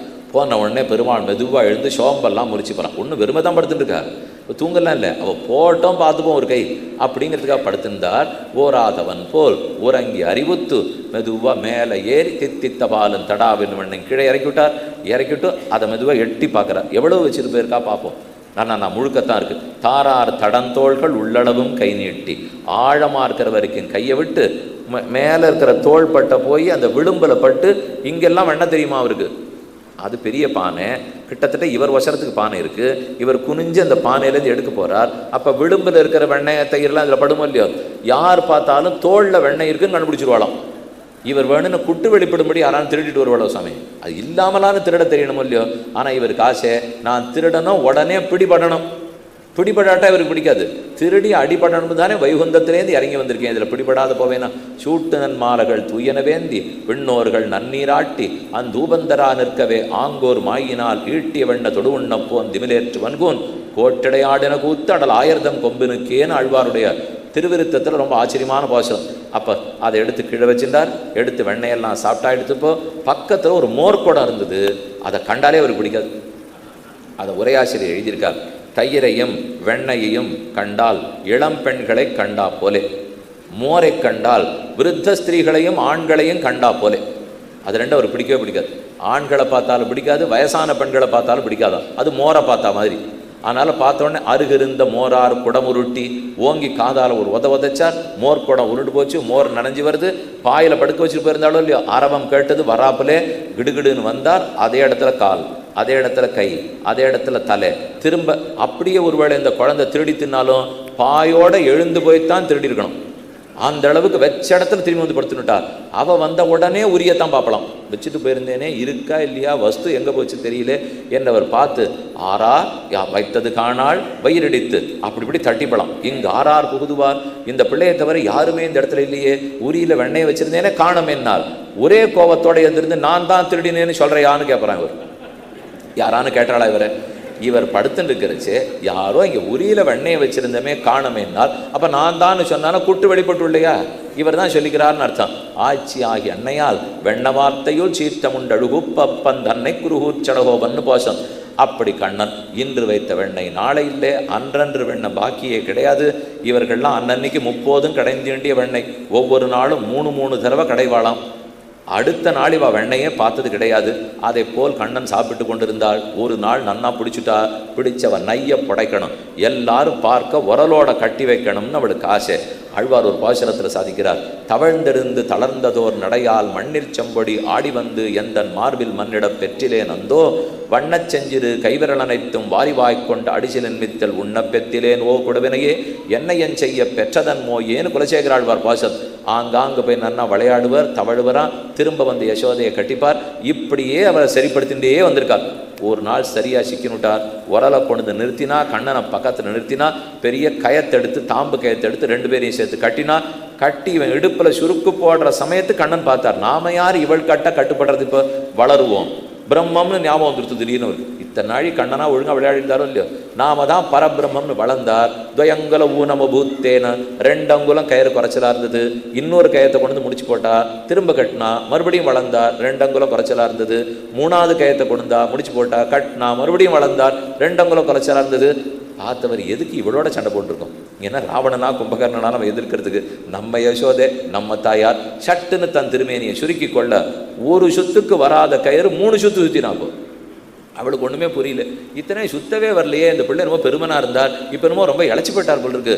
அதுக்குள்ளே அவளுக்கு கவலையாக போச்சு. பிள்ளை இழைச்சி படுத்தே வெண்ணத்தயிர் போர்லையோ என்னமோ போ அப்படின்னு நினச்சின்னு அவளுக்கு வருத்தம். வந்தவ சொன்னா கட்டுன்னு சொன்னா என்னமோ இழைச்சி படுத்துன்னு அழுதுன்னு இருக்கேப்போ கட்டு இங்கே அங்கேயும் சேர்த்து கட்டி வச்சுட்டா. இந்த பக்கம் உரல், அந்த பக்கம் கண்ணா, 2 ஒரே மாதிரி இருக்கா. உரலும் மேலே எப்படி இருக்குது, நடுவில் எப்படி இருக்குது, கீழே எப்படி இருக்குது. கண்ணனும் தோல் பெருசாக இருக்குது, இடுப்பு சின்னதாக இருக்குது, பிட்டபாகம் பெருசாக இருக்குது. இதுவும் கெட்டியாக இருக்குது, அதுவும் கெட்டியாக இருக்குது. இதுவும் கருப்பாக இருக்குது, அதுவும் கருப்பாக இருக்குது. ஒரே வித்தியாசம், அது அழறது, இது அழலை. இப்படிதான வித்தியாசம். இது அழாது, அது அழுதுன்னு இருக்கு. எழில்கள் தாம்பு கொண்டு அடிப்பதற்கு ஏழ்கு நிலையம். தாம்புக்கு ஏற்ற நன்னா சுத்தின்னு அடிச்சேனா பார். கண்ணன் நின்றுட்டு இருக்கிறவர் தேம்பி தேம்பி அழறான். ஞாபகச்சன்னு நதிஷ்டன்னு மித்யா கோபகா சபதி நலைனே மீளையன் விஷகோப்தான்னு தேசிகன் சாதிக்கிறார்.